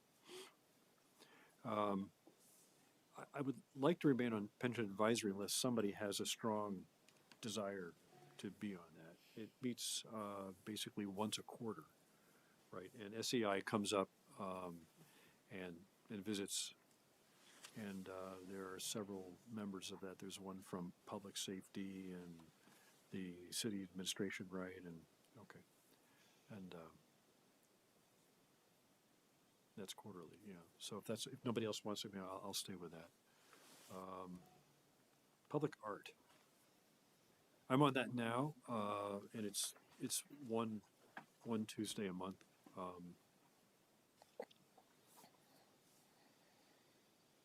Anybody? I mean, I'll stay with it if you want to. I mean, I just want to make sure that we're evenly distributed here in terms of total hours. The Tuesday meetings are a problem for me. They are. Yeah. Okay. So leave me penciled in for that. I mean, if it turns out that somebody feels like they're overloaded, we'll work it out. And we already took recreation and park, right? Is that? Lori and Mike tentatively right now. Oh, We're, okay. we're going to arm wrestle. We're gonna arm wrestle. For what? You want the rec and park? I'll do the park and rec, yeah. Okay. What are we missing? Common area for dogs. Oh, common area for dogs. Lori will do rec and park. Does common area for dogs necessarily need a council liaison, or could they report by? They need one. They need some council support to staff to keep them efficient and focused on what you would like to hear from them would be lovely. How much work is left for the common area for dogs? I mean, I know that the newest park that we have is fairly well enjoyed by everybody. The Farrell Park needed some upgrades. I don't know if they've happened yet. Are they? They are in process. They're looking to create another park or help other people plan for smaller private parks and new developments, or? They're focused right now on the survey they did a year ago and bringing that to you, as well as some consideration of rule changes and some consideration of public, what I think of as like community development, public education efforts. Okay. All right. Well, pencil me in for that for now. Geez, Tim, when are you retiring? From where? I can't retire. That's the problem. You have a lot. I love my family. I'll see them once in a while.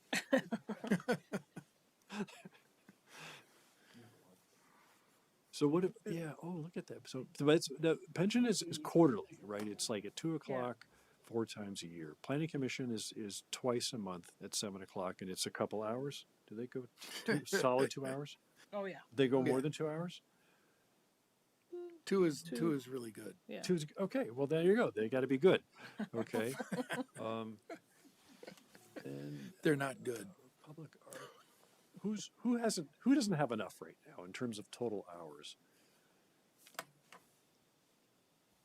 Let's see, we got affordable housing, bike and pet. I mean, you're not bad. You just have a lot, Tim, but you're not bad. I mean, if this is the plan for the next 3 or 4 months, yeah, that's doable. And Okay. we'll see, I do want to give you these. I want to have you spend just a second on these as well. These bulleted ones below. So these are non-city committees. These are external organizations that currently have counselors serving on them, including Helen and Megan. I think that they are still willing to do those things. Helen is willing to do airport commission and report to us after the meetings. Wow. But I want to, if there's, for example, Mike has been very involved in GMT, and I think wants to consider. Yeah, I was considering there, but I mean, I guess the idea was the transportation. I expressed the interest in the bike. Expressed the interest in the bike and ped, the GM, to stay on Green Mountain Transport and the airport. And, I know, Andrew, you're involved in this school routes. If you wanted to keep doing that, fine. If not, for me, I was just trying to have a continuity of one thematic, as I said, is everything related to transportation and how we harmonize it. So, just, in the interest of mine. So you want to stay on Green Mountain Transit? I would like to stay on Green Mountain Transport, but I guess I was hoping to be also on the Airport Commission, and if Andrew wanted, if you want to stay on safe routes to school, or if you want to juggle that since you're taking on economics, I was just trying to line up everything transportation and to try to find the synergies between all these transportation issues. Mind staying on the safe routes to Okay. school. I think there's a few things I have to Sure. finish up. Okay. So the Chittenden County Regional Planning Commission, what does that do? A lot. And How often do they currently, meet? Chris Shaw is the primary. Oh, okay. Yeah. Uh, So this is just for the alternate. This is just the Okay. alternate. I see. And he rarely misses a meeting. I see. Megan said if we don't select somebody else, she's fine because she never has to attend meetings. Oh. But I mean, I'm happy to be the alternate for that. Yeah. Or if you wanted Mike, I mean. Yeah, it depends. If the Airport Commission is a possibility, if it's not, then I'd like to be an alternate. Just because, again, this sort of transportation is a regional issue ultimately, as GMT has shown, and ultimately the airport, even though it's not ours, per se, it's Burlington. It is a regional asset that is so important. You want to for be the us. alternate for the airport committee? Sure. Okay. Sure. All right. And I'm happy to be the alternate for the town meeting TV. Oh, great. That's good. With the CCCUD, this is the district that was formed to help improve broadband access to Chittenden County, and the number of households in South Burlington are like 18. From the way they're described, it means that they don't have access to like, so there are gradations of bandwidth speed for home internet service. If it's like less than 4, it's considered to be non-existent, right? If it's less than 25, it's acceptable. So these 18 homes are in one of those two ranges. So the meetings I've attended, I've heard about other towns that have got 347 people, and they're all down one particular road that goes for 8 miles, right? And they're waiting for a company to be selected to string fiber and then take it to each house, right? And we're not in that position exactly, but we do have some residents that don't have good access, so I don't mind attending those meetings when I can. Sometimes when I'm at work, they happen at 2 o'clock, 3 o'clock in the afternoon on a Wednesday, and it's hard for me to peel away. How often do they meet, Tim? How often do they meet? It depends on what they're doing at a particular time. There could be a week where they do executive session for an hour and a quarter, and then the next week they might have a real public meeting for an hour and a half. Then they might not meet for 2 or 3 weeks. They have a contractor that they offload a bunch of work to, who creates the requests for quotes, the RFPs, and then they have to process and look at those. They have some legal counsel and. So they have several meetings a month. Huh? Several meetings a well, month. it can be 2, 1 to 3, I would say, yeah. But it's like between, it's like either 3 to 4 or 2 to 3 in the afternoon, usually on Wednesdays. Just so you know. Are you interested in that? If you want to stay on, I'll be an alternate, Oh, that's fine. Yeah. and we can make decisions about We'd that. have to tell Ann Janda on the CCRPC that they'll line you up and get you copied on all the correspondence. Okay. Do you want me to tell her that, or? Sure. Okay. I think technically right now I'm the alternate, so way to go. You get a gold Anything star. I can do to help, Jesse. leaves. Mr. Doyle, can you got to come up because we need to get it in the record. And I guess the only last thing I need clarity on is the CCRPC alternate.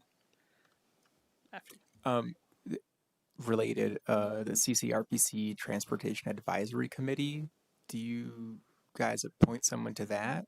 Yes, staff sits on that, so Erica's equivalent to that. Okay, and there's no alternate. Or you guys don't do that. I think Tom's one of them is one and one is Always the other. cool.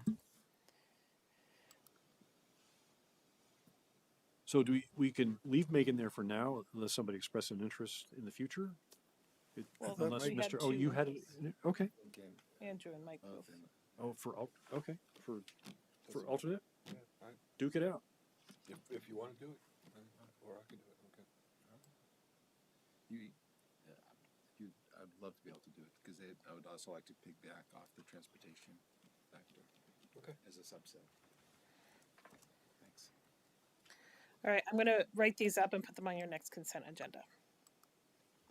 Does that sound good? Sounds good. Okay. Yep.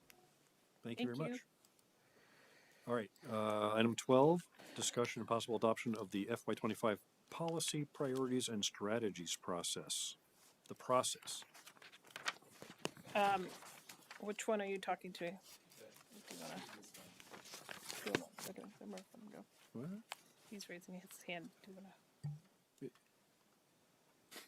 We won't hear you unless We won't listen.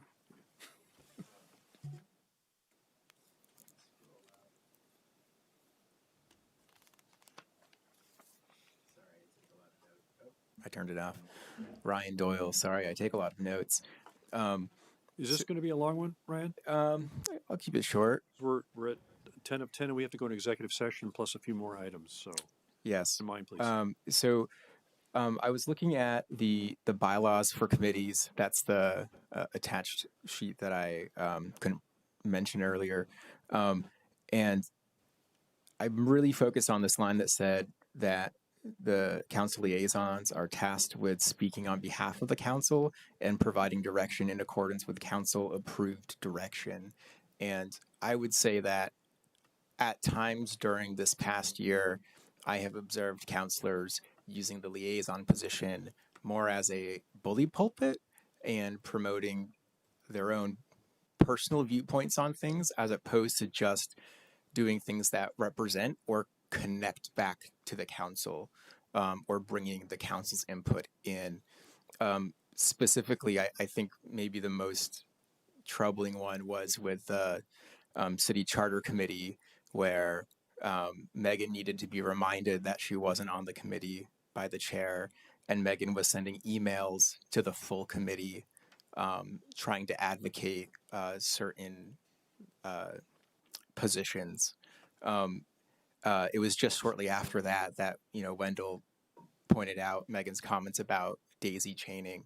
And so I think that specific instance I thought was really concerning on an ethical level. And I would really like the council to think in terms of what the council liaison's role is, to make sure that that's really clear and ethically thought out, and that potentially making some nod to that in your ethics policy. I realize you adopted that last week, but because these two topics didn't occur on the same night, I didn't bring this up. But would really like you guys to consider making sure that doesn't get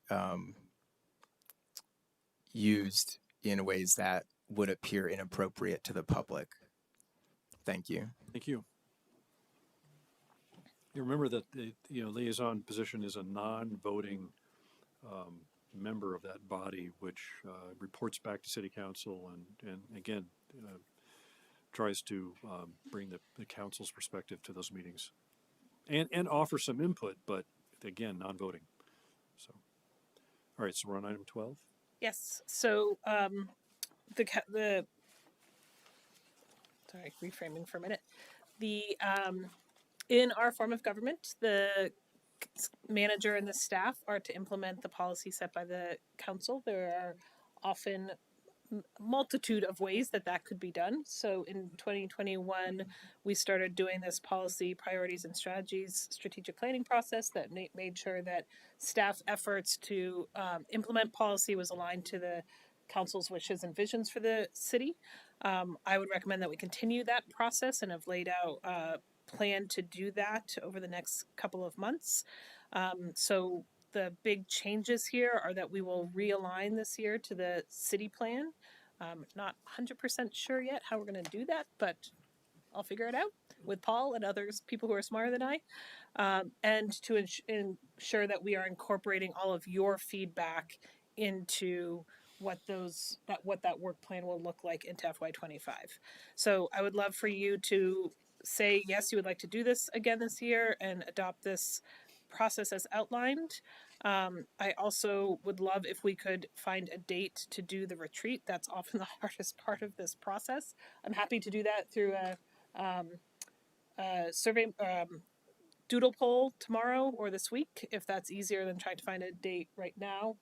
But please do watch your email for that scheduling, because we will try and get all of the council there and as many of the department heads there as possible. And so just so I'm clear, what we are taking a position on now is the process, not Just the necessarily because the substance is something that you will be working on post retreat. Right, and I attached to the email our most recent report of this current year's priorities, just to give you an idea of what we're talking about. But right now, all I'm asking you to consider is the process, and I will find a date this week. So I think this process works really well. It's worked well in the past, and the retreat is an important meeting that we have with everybody. And we go around the table and we do a lot of colored dot placement on the posters around the room and have discussions. So I support this. I move that we maintain the same format that's been used. Second that. Thank you. So, is it possible to accelerate it a little bit and have us submit ideas a couple weeks in advance of May 10th and have the retreat closer to the end of May? No. Oh, you won't be here. Oh, that's why you moved it. Well, So- if it's after the 25th, I could do that, but So I moved it both because May 6th is your last orientation, and it's the orientation with planning and zoning and community development, so it's a lot of the meaty stuff. So I want to give you just a couple of days post that orientation to send in your new ideas. And then I knew you were out of the state for most of May, so that's why I moved it. We could look at earlier in June, certainly. I could send you all the dates in June that staff could Early be in June, available. then. That would make more sense to me. I think Okay. earlier than June, I would agree. yep.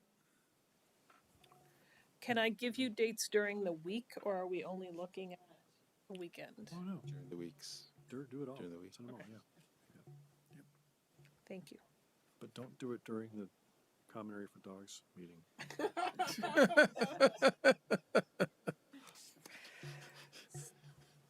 So we have a motion and a second. Second. All those in favor say aye. Aye. Aye. Unanimous. Thank you. Thank you very much. And the council priorities that you included in here, when do you want feedback on that? Is that by May 10th? So I will take any feedback you all have on either strategies to eliminate or add until May 10th. So you don't feel like you need to put that all in one document. If you have ideas as you're going through the orientation in the next couple of weeks, feel free to continually shoot those to me and I will keep a track of it. So I made a bunch of comments on it, which I'll send to you. Perfect. Okay. Yep. So next item 13, I'd like to have a motion to convene as the South Burlington Liquor Control Commission. So moved. We have a motion second. All those in favor say aye. Aye. Aye. It's unanimous. We are now the South Burlington Liquor Control Commission, and we are here to consider Kitty Drugs second-class license. Is there any discussion at all? I think we've done a few of these before, all right? To So approve? I need a motion to approve this license. Second. Motion is second. All those in favor say aye. Aye. Aye. Unanimous. Thank you. I need a motion to come out So of moved. liquor control. Second? We have a motion and a second. All those in favor say aye. Aye. Aye. Thank you. Unanimous again. So that is item 13. Well done. 14, other business. Is there any other business before we go into executive session? No. There is none. So item 15 is to consider entering into executive session for the purpose of discussing pending and probable civil litigation to which the city is a party and to receive confidential attorney-client communications made for purposes of providing professional legal services to the city council. I'm looking for a motion that Mike Scanlon may have to read. I move that the council make a specific finding that premature general public knowledge of the council's discussion of pending or probable civil litigation to which the city is a party and confidential attorney-client communications made for the purpose of providing professional legal services to the council would clearly place this public body at a substantial disadvantage. Second. We have a motion and a second. All those in favor say aye. Well, discussion, Do you have a further motion? discussion. Yeah. Oh, do you have discussion? I have discussion, Oh. yeah. I have discussion on the item pertaining to the Burton Higher Ground litigation. And What? Oh, okay. this is where Oh, go ahead. and as a appellant Yeah. in this case, though I feel I can act without a conflict of interest, I'm choosing to recuse myself Yep. from the discussion of this issue to make sure there's no appearance of impropriety or conflict of Thank you. I interest. appreciate that. So he'll be leaving the room during that So I discussion. will leave the Yeah. room during that Okay, discussion. but you'll cut, but is that the only item tonight? No. No. Okay, but We'll you, So I go will through not all be in the room other for that. items and do that one last, and he can. okay, Yeah. okay, got it. All right. So all those in favor now? All those in favor say aye. Aye. Aye. Now we have a second motion. I now move that the city council enter into executive session under 1 VSA 313A1 E and F for the purpose of discussing pending or probable civil litigation to which the city is a party and confidential attorneys client communications made for the purpose of providing professional legal services to the council. Second. Inviting Jesse Baker, Steve Locke, Jared Pellerin, and Colin McNeil into the session with the council for the discussion. We have a Second. motion. We have a second. All those in favor? Aye. Aye. It's unanimous, and we will not be coming back into the meeting after this, so we would be adjourned as soon as we're out of executive session. Thank you. Thank you.